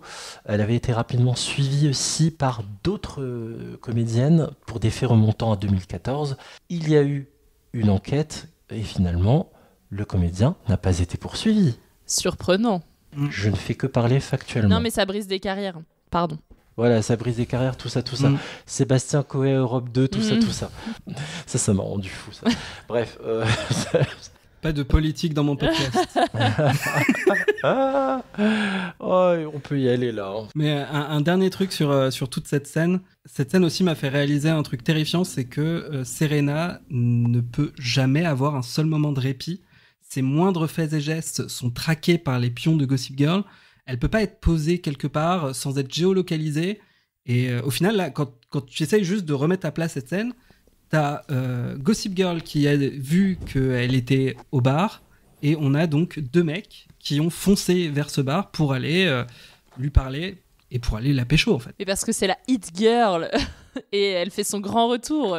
Mais quand tu le mets dans un contexte, tu le mets dans la série dans You, dans une série sur le harcèlement, c'est pas du tout la même chose. Tu te souviens du nom que j'ai cité un peu plus haut pour décrire la tenue de Serena van der Woodsen? Je parlais de Britney Spears. Il y a un excellent documentaire que je vous recommande sur Arte. On décrypte tout l'Insta de Britney Spears. On part de sa bio jusqu'à arriver à son Insta. Et on montre comment elle était mitraillée, paparazzée de tous les côtés, épiée, suivie. C'est la même. C'est la même. C'est la hit girl. C'est juste que là, au lieu d'être poursuivi par des paparazzis, t'es poursuivi par des gens qui ont les fameux téléphones avec lesquels on peut prendre des photos. La donne a changé. Chapitre suivant. Fils, tu vas faire ce que je dis, ok ? Alors, pardon, je me suis un peu emporté. Petit footing entre père et fils Archibald. Le père demande à Nate si tout va bien avec Blair. Le fils dit non. Il y a une grosse dispute. Et malgré les conseils du père pour relancer la flamme, Nate annonce à son père qu'ils ont rompu. Le père ne comprend pas. Et le père dit, bon écoute fils, ça tombe mal. Hein. La société de Waldorf va être cotée en bourse. Donc moi je veux mon contrat avec la mère Waldorf, donc il lui met un bon coup de pression pour lui dire tu baisses pas les bras fils et tu fais tout pour la récupérer. Dan a un rencard avec Serena ? Oui, en fait c'était à prévoir, c'est une petite ville. Entre nous, tu ne serais pas en train d'utiliser ma fille pour te rapprocher de moi maintenant que ta femme t'a laissé tout seul? Comment tu sais pour Allison ? Comme tu dis, c'est une petite fille. Oh, j'ai pigé. Tu te sers de ta fille pour me draguer maintenant que tu sais que je suis célibataire. Oui. Tu peux toujours rêver. Mais tu es dans mes rêves, Lily. Et il y en a un qui revient souvent où je te vois dans le quart d'un groupe de rock que je n'aimerais pas et tu as les pieds au-dessus de la tête du bassiste. Oh, mais c'était pas un rêve. Quelle idée d'aller déterrer cette vieille histoire du passé. Je me suis assagi. Oui, t'es passé du bassiste au chanteur jusqu'au jour où t'es passé des rockstars au milliardaire. Tu te crois si craquant? Avec ton groupe ringard et ta galerie d'art minable? Bien. Tout le monde n'a pas la chance, comme toi, d'avoir plusieurs pensions alimentaires pour vivre. Direction la réception de l'hôtel. Dan subit une espèce d'interrogatoire de la part du réceptionniste en mode « Tu foutais quoi dans l'hôtel hier soir ?» Le réceptionniste veut tirer tout ça au clair, mais Dan a rapporté le portable juste de Serena qu'il a retrouvé. Le réceptionniste voit Serena au loin, il l'interpelle. Donc le téléphone est rendu, la mère de Serena arrive à son tour. Pour faire court, cette scène était infiniment chiante. La mère de Serena a vu l'invitation à une soirée pour sa fille. Elle est allée chercher une robe. Serena ne veut pas de sa robe et ne veut pas aller à cette soirée. Et là, grosse improvisation pourrie avec Dan Humphrey. Je vais sortir avec mon ami Dan et on va voir un concert. Et donc Dan montre l'affiche du groupe de rock en question. Je rappelle qu'à ce moment-là, Dan et Serena ne se connaissent pas. La mère se casse, Serena remercie Dan et lui demande de venir la chercher à 8h. On comprend que c'est un rencard. Et Serena balance d'ailleurs à Dan, mais je peux bien sortir avec toi, de toute façon, même si je te connais pas, tu peux pas être pire que ceux que je te connais. Je trouve cette phrase lourde de sens. Vous avez une chose à dire là-dessus, très vite. C'est très comédie romantique, teen, le quiproquo de base. J'ai bien aimé la petite pirouette de Blake Lively à la fin, quand elle se retourne sur Dan. C'est plutôt chouette. J'ai oublié de vous poser la question à $1 million. Est-ce que vous trouvez qu'ils jouent bien? Est-ce que pour vous, vous trouvez qu'ils se débrouillent bien quand même pour leur premier pas à l'écran? Alors, les filles, oui. Blair et Serena, je les trouve qu'elles se jouent bien. Après, elles n'ont pas non plus énormément de choses à jouer, mais en tout cas, je trouve que ça marche bien. Les mecs, pas du tout. Solène? J'avoue que moi je regarde pas trop ça vu que ça fait très longtemps que je connais le pilote, mais avec du recul je trouve que Serena elle fait toujours un peu la même chose, elle a toujours un peu sa tête sur le côté avec ses cheveux et puis elle fait comme ça un peu à la mode L'Oréal, la vieille pub parce que je le vaux bien quoi. Les amis, j'ai faim. Je vous invite à aller tous dans un petit resto. Scène très courte entre Blair et Nate où ils sont au restaurant. Donc Nate essaye de se rabibocher et veut parler de ce qui s'est passé la veille parce que du coup il est obligé de se remettre avec Blair sur les conseils de son père. Il lui dit mais si tu veux je reparlerai plus jamais à Serena, je la verrai plus jamais. Et Blair lui dit ok ça me va, n'en parlons plus. Il est un peu surpris qu'elle insiste pas plus que ça et qu'il n'y ait pas plus d'échanges et tout. Et elle lui dit non mais de toute façon il n'y a rien de plus à dire. Il parle de la soirée, à quelle heure ils se retrouvent pour prendre le taxi, enfin la limo et puis basta quoi. On enchaîne ensuite à la galerie d'art de Rufus Humphrey, donc le père de Dan. Et là, on voit Lily Vanderwoodson qui arrive à la galerie, donc la mère de Serena. Kelly Rutherford, en fait, grande comédienne de série qu'on vous avez pu voir dans Melrose Place et dans Dynasty, notamment. Et là, en fait, une scène arrive où on va comprendre aussi d'autres enjeux avec les personnages des parents, puisque Lily dit à Rufus, oui, mais tu te sers de ton fils pour te rapprocher de moi, parce que du coup, s'il sort avec ta fille, on va devoir se reparler, machin. Enfin, on sent que il y a eu quelque chose entre eux. On comprend quand même assez rapidement quoi. On sait pas trop combien de temps ça a pu durer, mais en tout cas, il parle du passé. Rufus lui fait une petite référence à la Lily qu'il a connue à l'arrière d'un camping-car, quoi, d'une caravane, et que aujourd'hui elle préfère les millionnaires aux rockstars. Et qu'en tout cas, il n'a pas envoyé Dan en mission pour reconquérir Lily, loin de là. Dan est un grand garçon et il s'occupe tout seul de charmer Serena. Ça s'envoie des pics, ça s'envoie des punchlines. Alors Jérémy, est-ce que tu as rigolé, tu as jubilé devant ce combat? Non. Quel enthousiasme, dis donc. Wouh. Non mais cette scène, je crois que la première fois que je l'ai vue, je l'avais complètement oubliée. Les parents m'intéressaient pas du tout et du coup c'est après que en la revoyant que j'ai compris un peu qu'ils se connaissaient, mais sinon à part ça c'est pas la scène qui m'a le plus transcendé. Moi c'est plus la scène entre Nate et Blair que j'ai trouvé intéressante parce que Blair est beaucoup plus heureuse de savoir que Serena sera triste parce qu'elle ne pourra plus parler avec Nate qu'autre chose. Qu'elle se soit remise avec Nate, voilà, c'est fait. J'ai appelé d'ailleurs cette partie « Il n'y a pas de sushi ». Parce que vraiment, il n'y a pas de souci à ce qu'ils se remettent ensemble, tout va bien. Et si en plus Serena peut être triste à la fin, tant mieux quoi. Moi j'ai senti un fond de... Ouais, pour l'instant je te surveille. T'es un peu sous surveillance, t'es un peu en période probatoire. J'ai un peu senti comme ça moi.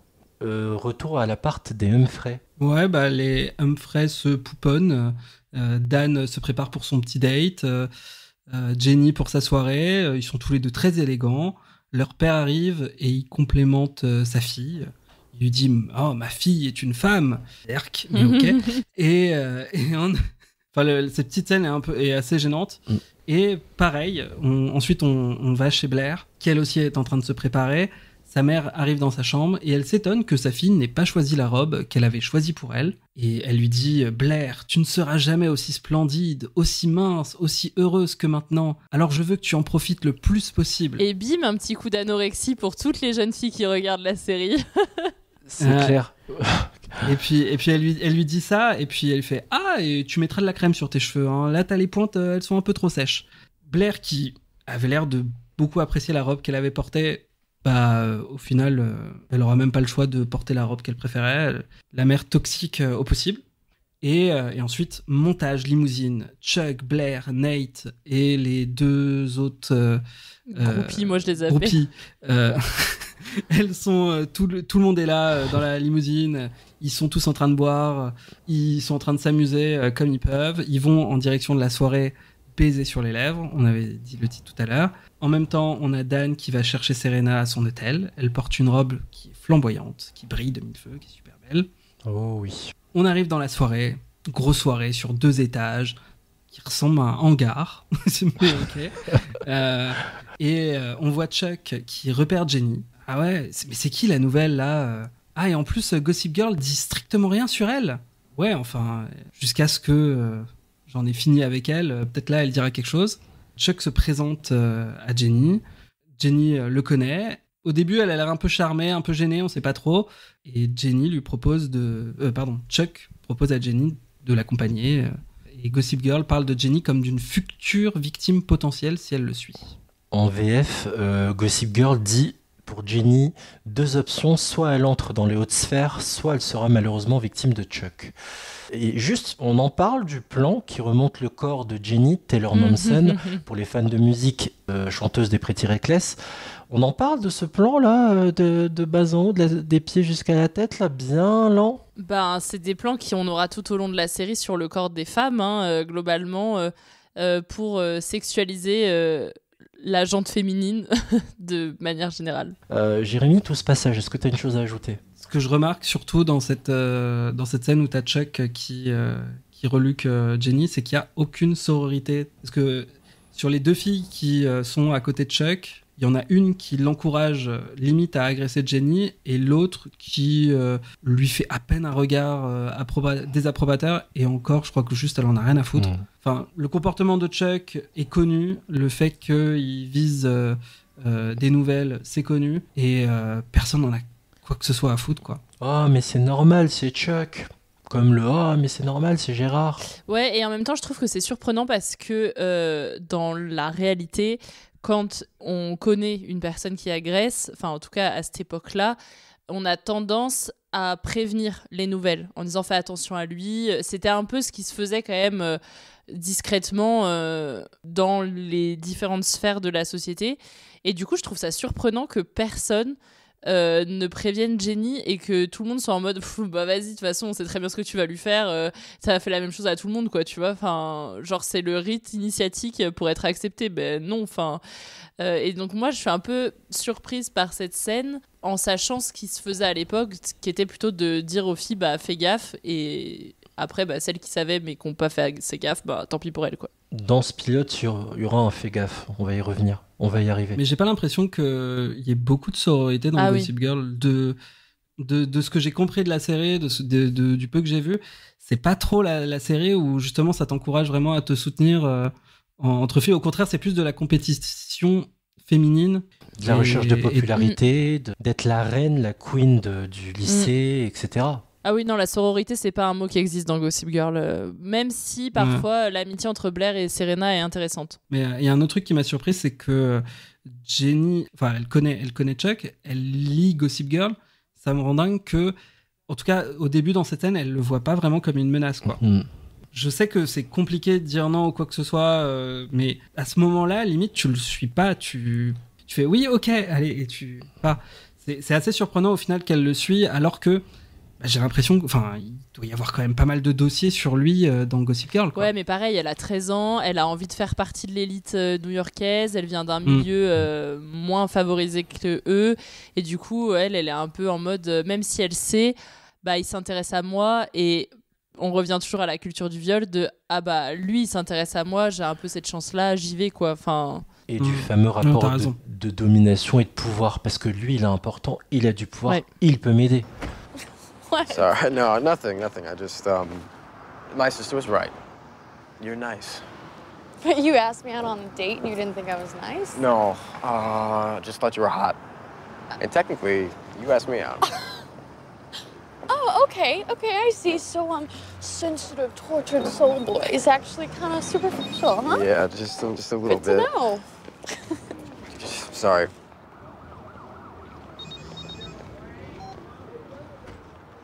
What, better offer? No, it's my sister. She's at that Kiss on the Lips party, you know? She's having some problems with this guy, Chuck.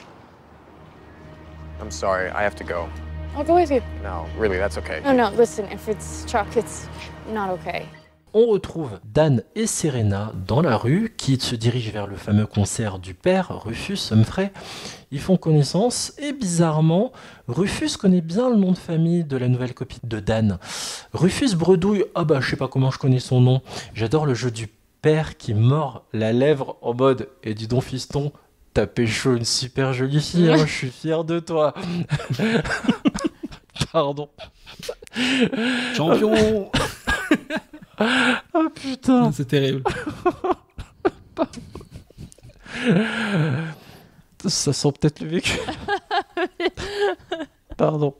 Et Rufus les abandonne car il doit faire la balance. Dan ne comprend pas trop ce qui s'est passé. Serena rigole sur cette présentation à son père dès le premier rencard. Scène suivante que j'ai baptisée, on se retrouve dans un coin tranquille. Chuck et Jenny vont se réfugier dans ce fameux coin en prenant bien soin de prendre du champagne au passage du côté de Chuck. Jenny comprend pas trop ce qui se passe, elle voulait juste parler, lui veut la galocher, il la rend fou, soi-disant.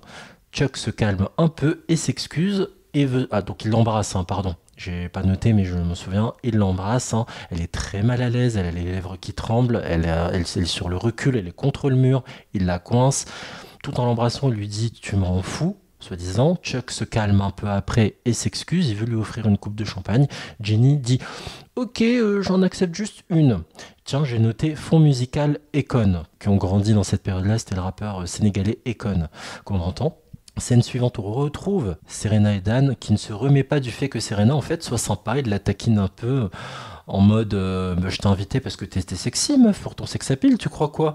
Et Serena hallucine, mais moi je croyais que tu t'étais torturée, sensible, en fait t'es superficielle comme les autres. Bref, ils se taquinent, c'est très mignon.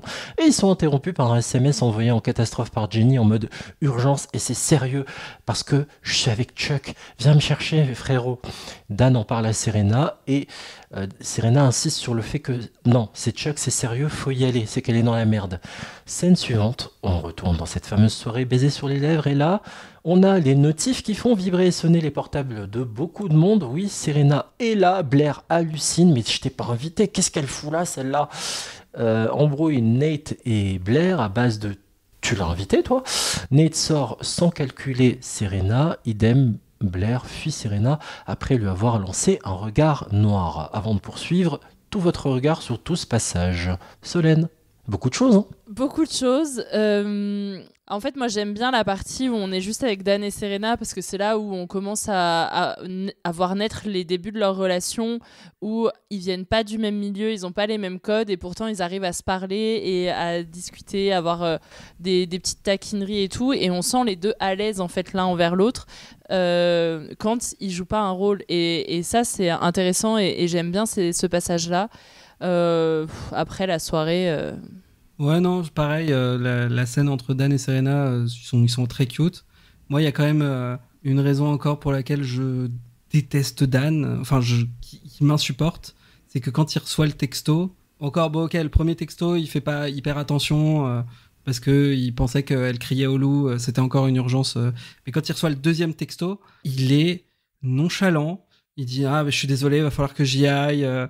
Je suis désolé, mais moi, si ma sœur, elle m'envoie un texto pareil, mais c'est même pas, je m'excuse auprès de mon date, je suis déjà en train de courir, je suis déjà en train de monter dans un taxi pour foncer, quoi. Je trouve ça... Sans s'excuser ou justifier les scénaristes, est-ce que il a pas ce comportement-là aussi à cause de la fausse alerte urgence qu'il a reçue auparavant pour ce choix de robe? Que le premier texto, ils voient le premier texto, et ils disent « Ah, qu'est-ce qu'elle me veut encore, je suis en date ». Ça, je peux le comprendre. C'est clairement un truc que j'aurais pu faire aussi, où si tu reçois un premier texto de ta sœur, tu vas pas forcément tout de suite le voir. Puis là, le deuxième, il dit « C'est réel, tu connais Chuck ». Là, tu réfléchis même plus, tu fonces. Et là, je le vois, et là, genre, oui, il va falloir que j'y aille, machin et tout. Ils prennent leur temps, quoi. Il m'énerve. Je peux le comprendre. Dans la scène suivante, on rejoint le toit du bâtiment où la soirée se poursuit pour Chuck, mais pas en bien. Ouais, Chuck est en train d'agresser Jenny. Il est en train d'essayer d'avoir un rapport avec elle, alors qu'elle essaye de dire non et de le repousser. Sur ces entrefaits, Serena et Dan arrivent sur le toit de la boîte. Et du coup, là, une scène héroïque se déroule pour Dan, puisque il va empêcher Chuck de s'en prendre plus que ça à sa sœur. Il va lui donner un coup de poing au visage.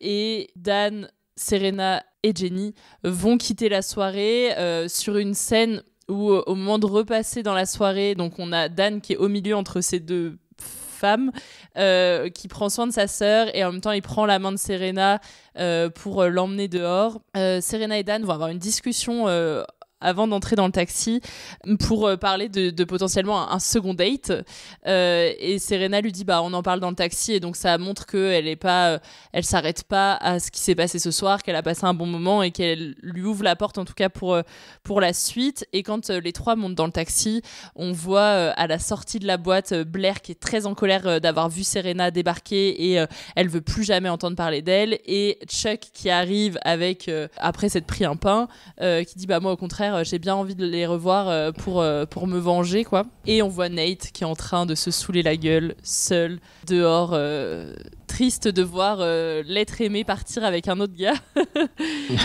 Et oui. Et après ils sont dans le taxi, plan final avec une conclusion de Gossip Girl sur ce qui s'est passé, un plan sur Serena qui a la tête collée à la vitre, ça c'est grand classique des teenage, des séries teenage. Et qui fait écho au début du pilote. Et qui boucle la boucle avec le train, effectivement. Et on termine sur le classique, soit en VO, soit en VF, donc bisous bisous Gossip Girl, ou alors XOXO Gossip Girl.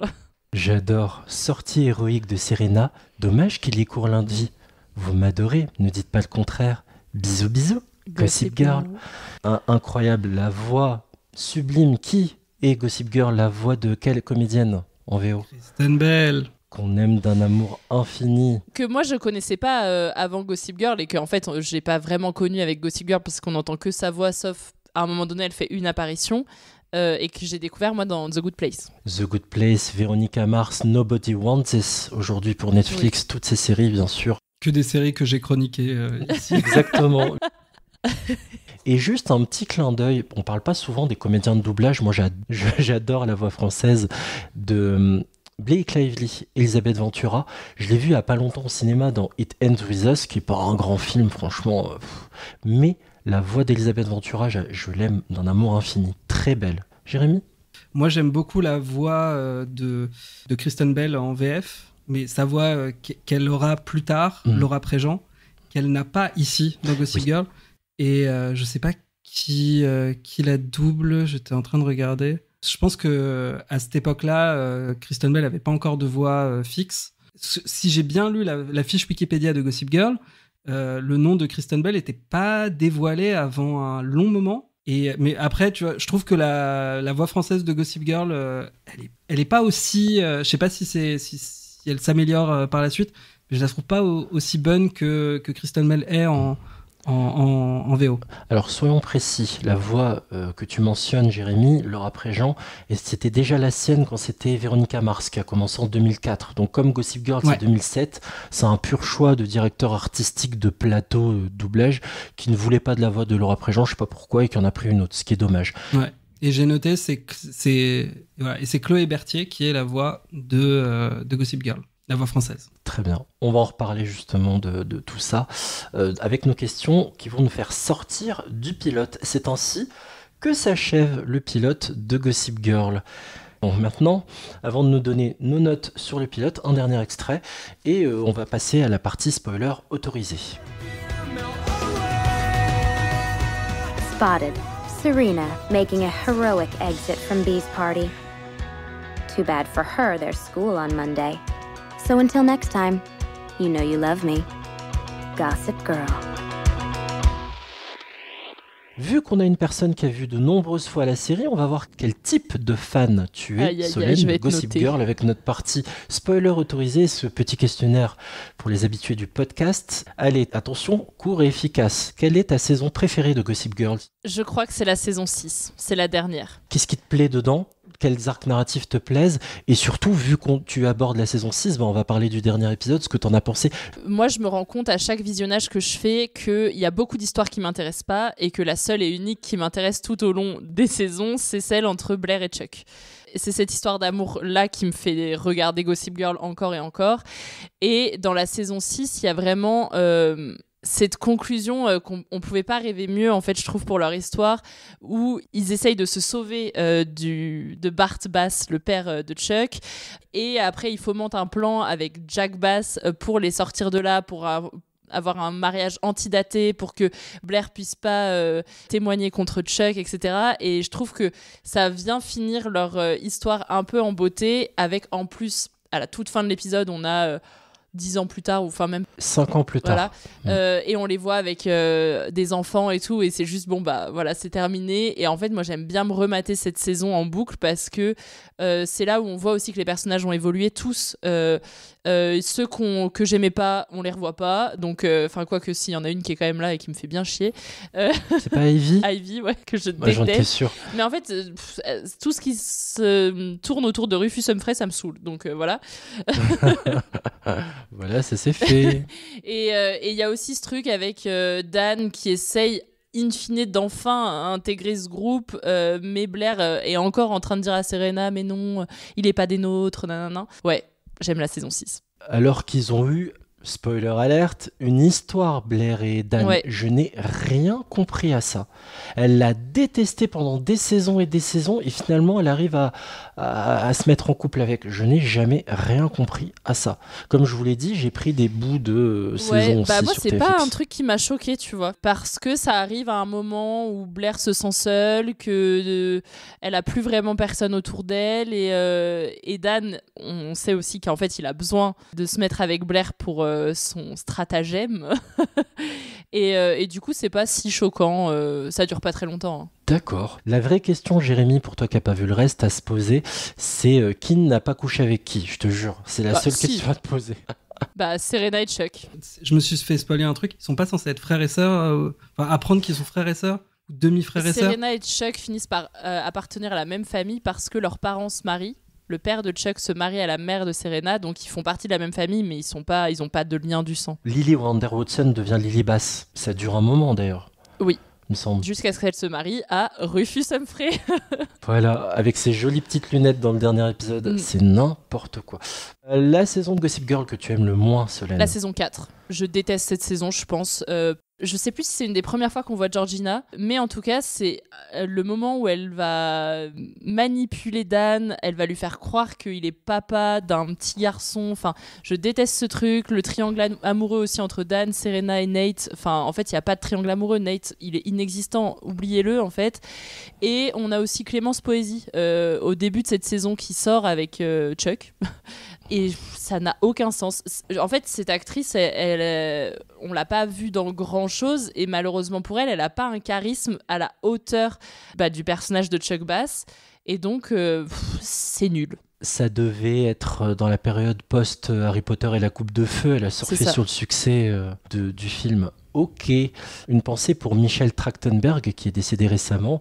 Georgina Sparks. Georgina dans la série Gossip Girl, et bien sûr la sœur de Buffy, Dawn. Après, je précise que Georgina, je la déteste en saison 4, mais c'est un des personnages où j'ai quand même une bascule de je la déteste à je l'aime vraiment profondément à la toute fin de la série. Enfin, ça évolue au fur et à mesure parce que je trouve que son personnage il devient hyper intéressant, et en fait j'aurais tellement aimé qu'il y ait plus de choses écrites sur elle et Jack Bass parce que ça match parfaitement. D'ailleurs, c'est elle le liant qui va rassembler tout le monde pour le mariage. Elle est vraiment extrêmement précieuse en effet dans le dernier épisode. Sans elle, il n'y a pas cette famille de cœur. Et puis même avant, ils font appel à elle parfois pour justement que Ivy s'en aille. Ils font appel à Georgina, je crois, pour qu'elle les aide à monter des plans, parce qu'en fait c'est elle la pire de tous. Enfin, Blair, elle peut monter tous les plans qu'elle veut. Enfin, elle fait bonne équipe avec Georgina pour tuer socialement certaines personnes. Allez, très vite, 1 ou 2 meilleurs épisodes incontournables à voir absolument de Gossip Girl, et pourquoi ? Qu'est-ce qui s'y passe dedans ? En fait, moi, les incontournables, ils tournent autour de Blair et Chuck, globalement. Donc, il y a l'épisode 7 de la saison 1, où là, ils vont coucher pour la première fois ensemble, juste après que Blair se sépare de Nate. Et là, c'était un peu le... voilà, du premier visionnage. Du coup, s'enchaîne pour moi un des épisodes iconiques et qui va revenir aussi plusieurs fois avec une réplique culte de la série. C'est l'épisode 1 de la saison 2 où Blair et Chuck vont avoir une discussion où Blair veut à tout prix que Chuck lui avoue ses sentiments, et elle va lui dire 3 mots, 7 lettres, et je suis à toi. Et il ne le dira pas. Et ça viendra bien plus tard, et du coup tout le monde est là, mais dis-lui que tu l'aimes. Ça dure longtemps, ton chat. Et en fait, du coup, c'est dans mes épisodes iconiques de la première déclaration de Chuck vraiment à Blair, qui sera l'épisode 24 de la saison 2. Fallait s'armer de patience, hein. Oui. Personnage secondaire que tu aimes le plus et que tu aimes le moins. Personnage secondaire que j'aime le plus, je crois que c'est Dorota, qui est... la maid, la gouvernante de la famille Waldorf, donc, mais qui est franchement une deuxième maman pour Blair, hein. Enfin, elle est tout le temps là pour elle, elle est hilarante. Ouais, j'adore Dorota. C'est trop drôle quand elle est enceinte. Oui. C'est là où elle est la meilleure, je trouve. Et elle a la voix française de Jennifer Aniston. C'est assez perturbant quand tu regardes les premières fois, mais c'est sa voix française. Et dans les personnages que je déteste, Ivy Dickens. J'aime pas Nelly Yuki aussi, qui va avoir une rivalité au niveau de la mode et de l'intégration à Yale avec Blair. Jenny, j'aime pas. Je sais pas si c'est un personnage secondaire, mais j'aime pas. Voilà, elle part assez tôt dans la série, et Dieu merci, parce que l'actrice, il y avait des problèmes avec l'actrice, et voilà. Bon, elle est un peu fade, quoi, sans être méchant. C'est la gothique de service, en fait, au fur et à mesure de la série. Non, mais nul. Enfin, je sais pas si tu veux ajouter quelque chose sur ce que tu as pensé de la conclusion de Gossip Girl et la révélation surtout de l'identité de Gossip Girl. Sincèrement, ta vraie réaction, la première réaction que tu as eue, et à force de revisionner, est-ce que ton avis a changé dans le temps ? Je crois que j'avais été surprise, parce que moi j'avais misé sur Eric. Beaucoup de fois il s'était ressorti comme quoi ça pouvait être lui, que ça pouvait être cohérent, ça pouvait être Nate aussi beaucoup. Frère de Serena Van Der Woodsen. Pour ceux qui nous écoutent. Donc je crois que quand j'avais vu la première fois le dernier épisode, je m'étais dit ah ouais, ok, c'est Dan. Et en fait j'avais bien aimé quand même comment ils expliquaient le truc de en fait lui il voulait à tout prix être avec Serena, et pour en être il fallait qu'il fasse partie de cette sphère là, et donc comment il a fait ça avec Gossip Girl. Donc c'est hyper malsain, hein, si on le regarde de manière normale, mais j'avais trouvé ça, je sais pas, beau, je pense, à l'époque, et aussi parce que j'aimais bien ce couple, enfin voilà. Avec les revisionnages, ça me choque pas plus que ça, que ce soit lui, surtout qu'en fait, il y a déjà un moment où c'est lui qui gère Gossip Girl. Il y a un moment dans la série où c'est Georgina qui reprend, Dan aussi, enfin, et ils essayent justement de cacher l'identité, enfin, mais c'était pas vraiment avéré que c'était lui, c'était juste pendant un temps, c'est lui qui avait repris les rênes, quoi. Le fameux, hein, on place la culpabilité potentielle sur un tel, puis un tel, puis un tel, puis le jeu s'est trouvé. Ouais. Ça m'avait un peu choqué, je l'avais vu en direct sur TF1 à l'époque, la révélation, et en revoyant là, je me suis dit, Ça va, on a vu des choses plus malfagotées que ça, quoi. Donc ça me choque même plus. On a vu bien pire. Oui, Jérémy. Ouais, je voulais rebondir sur le fait que Dan était Gossip Girl, parce que au début, je vous avais dit que moi, j'essayais vraiment de rentrer dans Gossip Girl en sachant le moins possible. Et en fait, j'étais quand même spoilé. Je savais que c'était un homme, mais je savais pas qui. Donc, en me basant uniquement sur le premier épisode, j'avais des doutes vite fait sur Chuck, mais en fait, très vite, ça se voyait que c'était Dan, en fait. Parce qu'on le voit juste avant le générique, on le voit sur son écran d'ordinateur, il y a la voix de Gossip Girl qui se lance, et c'est lui qui apparaît, surtout en plus pile au moment où Gossip Girl dit « Mais qui je suis ?» Ça, je ne le dirai jamais. Et on voit vraiment juste Dan. Du coup, ça a fait que ça a vachement joué sur mon appréciation du personnage. Déjà, il a vraiment cette image de nice guy, de gentil garçon, mais qui est juste un apparat. Et avec le soupçon que c'était potentiellement lui, Gossip Girl, et après, avec mes revisionnages, clairement, je savais que c'était lui. En fait, je voyais juste un mec qui est manipulateur. Au final, il a beau aimer Serena, en fait, vu les dingueries qu'il dit dans son blog, etc., il se pense meilleur que les autres, alors qu'il est encore pire que tous, quoi. La scène où il confronte Chuck, quand il a sauvé sa sœur, moi, cette scène, je la trouve assez ridicule, parce que il est énervé, mais pour moi, vraiment, le truc que je trouve dingue, c'est quand Chuck lui dit « Mais au fait, t'es qui au juste ?» Là, c'est la provocation de trop pour Dan. C'est pas le fait qu'il ait agressé sa sœur, ça c'est abject. C'est que tu saches toujours pas qui je suis, connard. Mais c'est ça, tu sais toujours pas qui je suis, c'est la 3e fois qu'on se voit. Là c'est impardonnable et c'est là qu'il lui fout un coup de poing. Et ça joue un peu sur le fait que j'arrive pas à m'accrocher au personnage. Aucun des personnages, j'ai bien aimé Blair. Justement parce que je vois à quel point elle est compliquée et que ça, je sais que je m'avance un petit peu sur le truc. Il y a juste un trait de caractère qu'on n'a peut-être pas assez souligné. On a utilisé le mot tout au long de l'épisode, mais les punchlines de Blair, il y a une compile excellente qui avait été faite par Netflix France. Ça a à mourir de rire, quoi. Là, une répartie, mais personne peut contester, quoi. Ils ont très très bien réussi leur casting pour Blair. Hein. Franchement, c'est un des meilleurs personnages de la série, sans aucun doute. Rappelons la comédienne. Leighton Mister que vous pouvez voir, vous avez pu voir récemment dans How I Met Your Father, donc la suite de How I Met Your Mother. D'ailleurs, elle rejoint son mari, Adam Brody, dans la saison 2 de Nobody Wants This, donc pour Netflix. Mari Adam Brody, oui. Trop bien. Voilà. Et pour la blague, d'ailleurs, ils font une journée chaque année, visiblement, je sais pas si c'est vrai ou si c'est une fausse anecdote, mais chaque année, ils ont dit ça il y a des années, ils font une journée où lui joue son rôle de Seth Cohen de Newport Beach et elle endosse le rôle de Blair, quoi. Ils se font une journée spéciale un peu. Bon, bref. Ça doit être très drôle à voir. Ça. Voilà, je sais pas si c'est vrai. Je tiens à préciser que pour la plateforme Max en 2021 était relancé Gossip Girl avec une suite.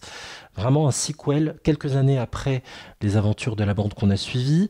Est-ce que tu as vu, Solène, ces 2 saisons et concrètement, qu'est-ce que ça vaut ? Ce qui m'a rendue heureuse, c'est qu'on revoit Georgina Sparks. C'était vraiment le seul truc bien de cette suite, qui est un mélange entre Elite et Euphoria. Mais Elite étant déjà nul et Euphoria étant bien, ils ont plutôt été sur la partie Elite et donc c'est nul. Vraiment, moi j'ai un avis très développé ce soir. Hein. Ah merde, pourtant c'est le même groupe, hein, Euphoria, hein. HBO, Max, ils auraient dû. Hein. Alors, il y a des choses sur lesquelles on peut faire beaucoup de reproches à la série Gossip Girl de base, notamment en termes de diversité, que ce soit LGBTQIA+, ou même en termes de diversité raciale, c'est quasiment inexistant. Après, oui. Au niveau des origines, je me demande si dans l'élite new-yorkaise, en fait, c'est très mixte, parce que, si on regarde l'élite française, je pense que c'est pas très mixte. Donc bon, peut-être que là-dessus, c'était assez cohérent. Dans la suite du coup de Gossip Girl, c'est vrai qu'on a des personnages très mixtes en termes d'attirance sexuelle ou en termes de couleur et d'origine.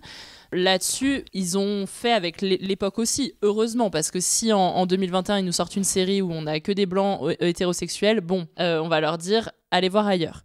Mais par contre, c'est pas bien. En fait, on connaît Gossip Girl dès le début. Oula. Et du coup, tout ce qu'on aime aussi on a envie de savoir qui c'est, et du coup, on n'est pas tenu en haleine. Il n'y a plus de jeu, le jeu de deviner. Ouais, et tous les personnages, c'est vraiment des caricatures des personnages du premier Gossip Girl.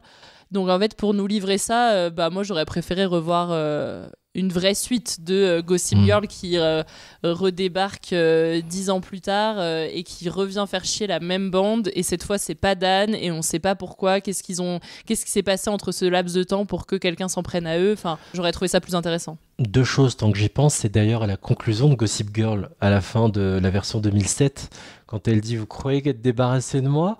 Non, et il y a une espèce de nouveau Dan comme ça qu'on suit de dos, qui pourrait être la potentielle nouvelle Gossip Girl. Première chose à laquelle je pense. Et deuxième chose, Eric, dans la version 2007, est-ce que c'est pas finalement lui le personnage LGBT dans mes souvenirs ? Si, en effet, c'est celui qui est homosexuel et qui a des relations avec tout au long de la série. Très bien, voilà, je voulais qu'on le précise. Je pense qu'on a été hyper complet sur Gossip Girl.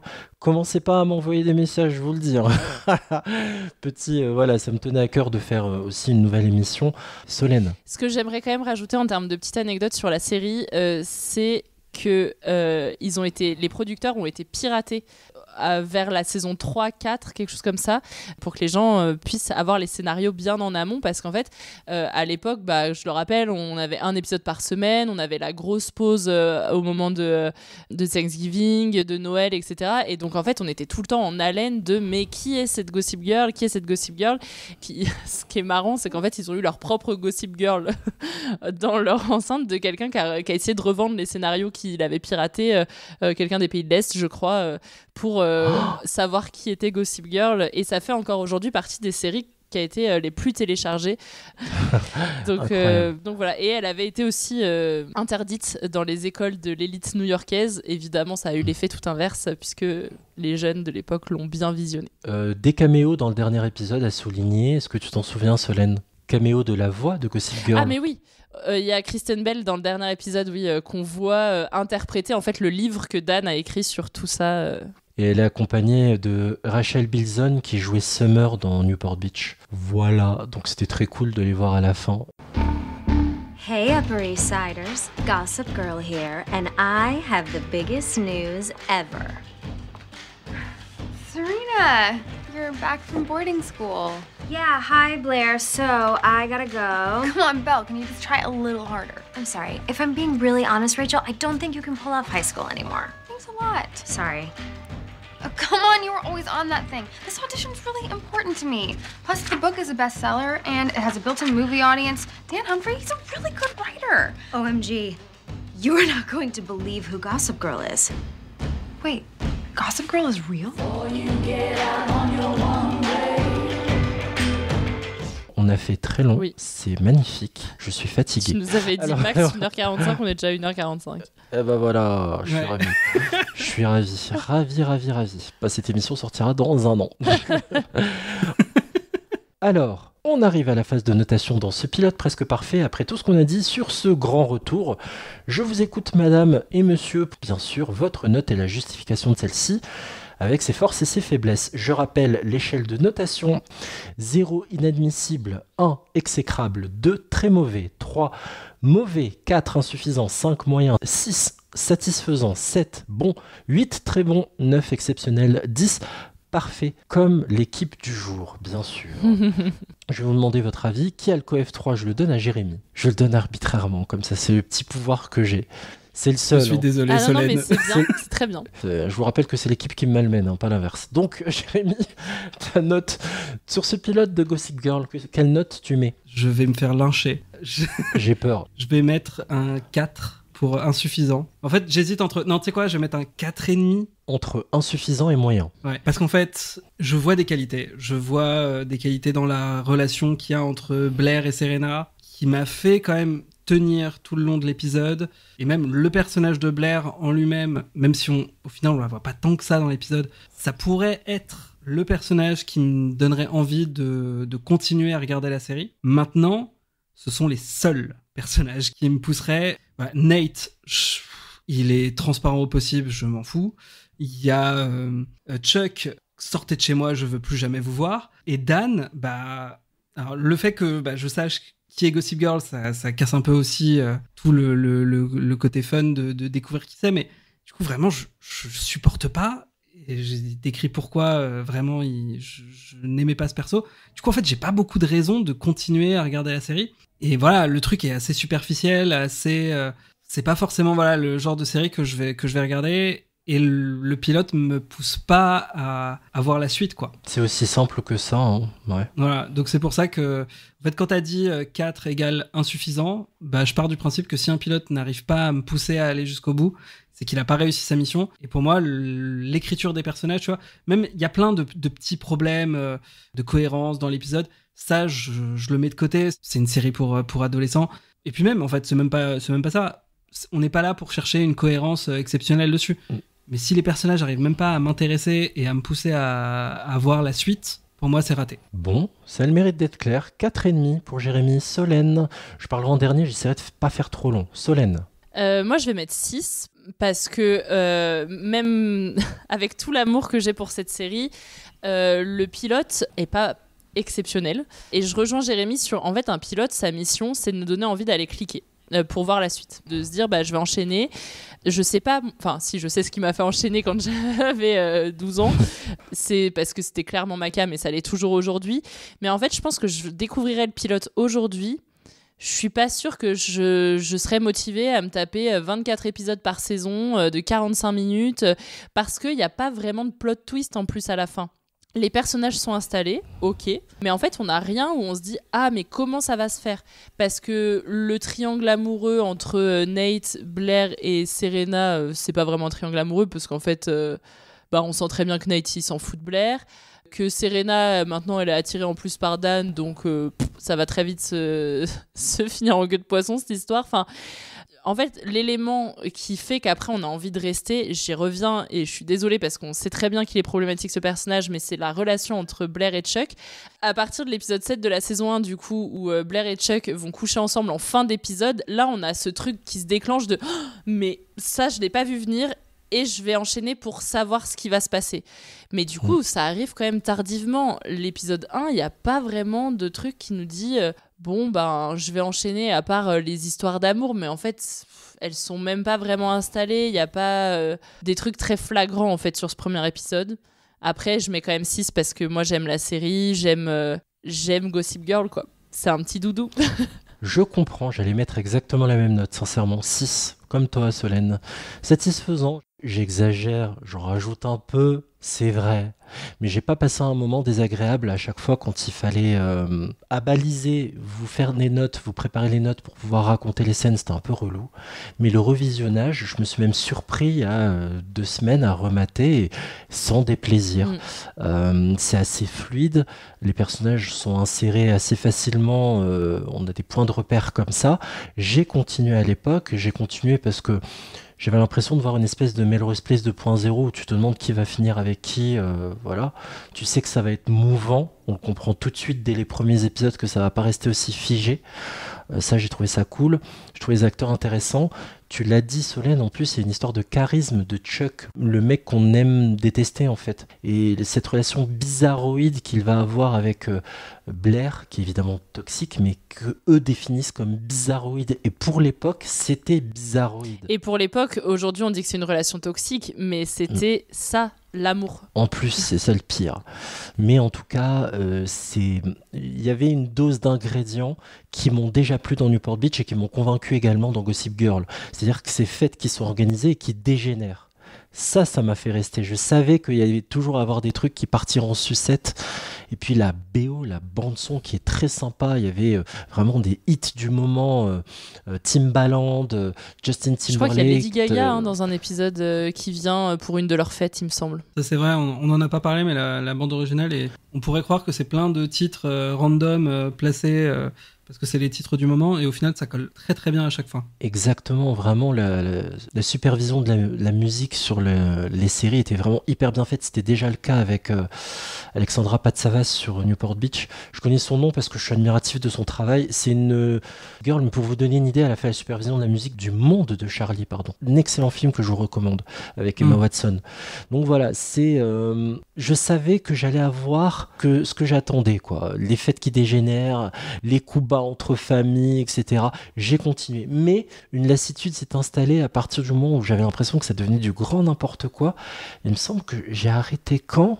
Je crois que justement quand la relation entre Dan et Serena se stoppait. J'avais plus de plaisir à regarder. Ouais, il y a des moments, il y a eu une histoire là où Dan et Serena avaient un demi-frère en commun parce que Rufus et Lily avaient eu un enfant caché. Enfin non mais tout ça c'était trop, c'était genre mais pardon, ça sort de nulle part. Déjà que leurs parents ils ont eu la même relation qu'eux, en plus de ça ils ont eu un gosse. Non mais trop lourd quoi. Oui Jérémy. Non je disais quelle flemme. À chaque fois, les quelques scènes que vous avez décrites au fur et à mesure, j'étais en mode pas envie de voir ça. Écoute, peut-être que tu tomberas dessus un jour sur TFX. En tout cas, voilà, je mets 6 comme Solène. La note globale, bon, ça va pas être très élevé, hein, cette histoire. Désolé. Ça va pas être très élevé, cette histoire, divisée par 7. Attends, pendant que tu fais ton calcul, je rajoute juste un truc. Gossip Girl a aussi eu un truc un peu comme Sex and the City, au niveau de la ville de New York, où en fait, vu qu'on voit vraiment bien la ville, parce qu'ils ont filmé en plein New York, ils ont pas utilisé de fond vert ou quoi. En fait, les gens, quand ils allaient faire du tourisme, ils voulaient aller dans les mêmes lieux, dans les mêmes cafés. Et moi, je sais, hein, quand j'ai été à New York, j'ai dit à ma copine avec qui j'étais, je dis je veux aller au Met. Alors, je savais pas ce que c'était juste les marches du Met. Vraiment, c'était ça. C'était, je veux aller à la gare de Grande Centrale pour la première scène où on voit Serena. Je veux aller à Central Park pour voir les lieux emblématiques de la série. Enfin, et ça a eu cet effet-là. Et même le maire de New York à l'époque, il a créé une journée Gossip Girl. Pour justement immortaliser l'effet que la série a eu dans la ville, quoi. Tout est bon pour faire rentrer de l'argent côté tourisme. Ok, mais oui, je comprends tout à fait cette envie de pèlerinage. C'est complètement légitime. Il y a eu Friends qui a provoqué ça, une immense vague avant. Et évidemment que d'autres séries ont suivi. Et puis on peut prendre un exemple qui va parler à tout le monde. Emily in Paris. Forcément, ça fait venir énormément de monde en France. Grâce aux péripéties d'Emily. La note est cataclysmique. 5,35. C'est à peine meilleur que Windows Stress, ce genre de série, quoi. C'est pas terrible. Je citais Emily in Paris, justement, ça doit se situer dans les mêmes eaux. J'ai pas le classement sous les yeux, mais c'est vraiment pas bon. Bon, on aura bien compris que c'était pas ouf. Hein, c'est toujours mieux que les vacances de l'amour, là. Oui. C'est difficile de faire pire. Tu me diras, et j'ai oublié de placer la vanne. D'ailleurs, Jean-Luc Azoulay aurait validé plus d'une scène dedans. Moi, je te le dis. Clairement. Consentement, on connaît pas. Bref, je rappelle, les 6 saisons de la série Gossip Girl version 2007 sont à voir ou à revoir sur la plateforme Netflix. Il y a également la suite, le sequel, qui était sorti en 2021. Si ça vous intéresse, c'est sur la plateforme Max. Un pilote presque parfait, c'est fini. Un grand merci à toi, Jérémy, d'être venu dans PPP. Merci. Un grand merci à toi, Solène, pour ta participation à ce nouvel épisode. À bientôt. Merci, à bientôt. Sachez que vous pouvez retrouver l'épisode que vous venez d'entendre et tous les anciens sur votre appli podcast préféré. Mettez-nous un commentaire sur Apple Podcasts, Spotify, Podcast Addict et 5 étoiles pour nous aider à faire grandir cette émission. On est aussi présent sur Instagram. Nous ne sommes plus sur X. Voilà, je tiens à le signaler. On reste que sur Insta. Un grand merci à vous, auditrices et auditeurs fidèles d'un pilote presque parfait. Merci d'être restés jusqu'au bout. Vous avez du courage. Je vous souhaite encore à toutes et à tous plein de bonnes choses, plein de bons épisodes et je vous dis à très bientôt. Ciao.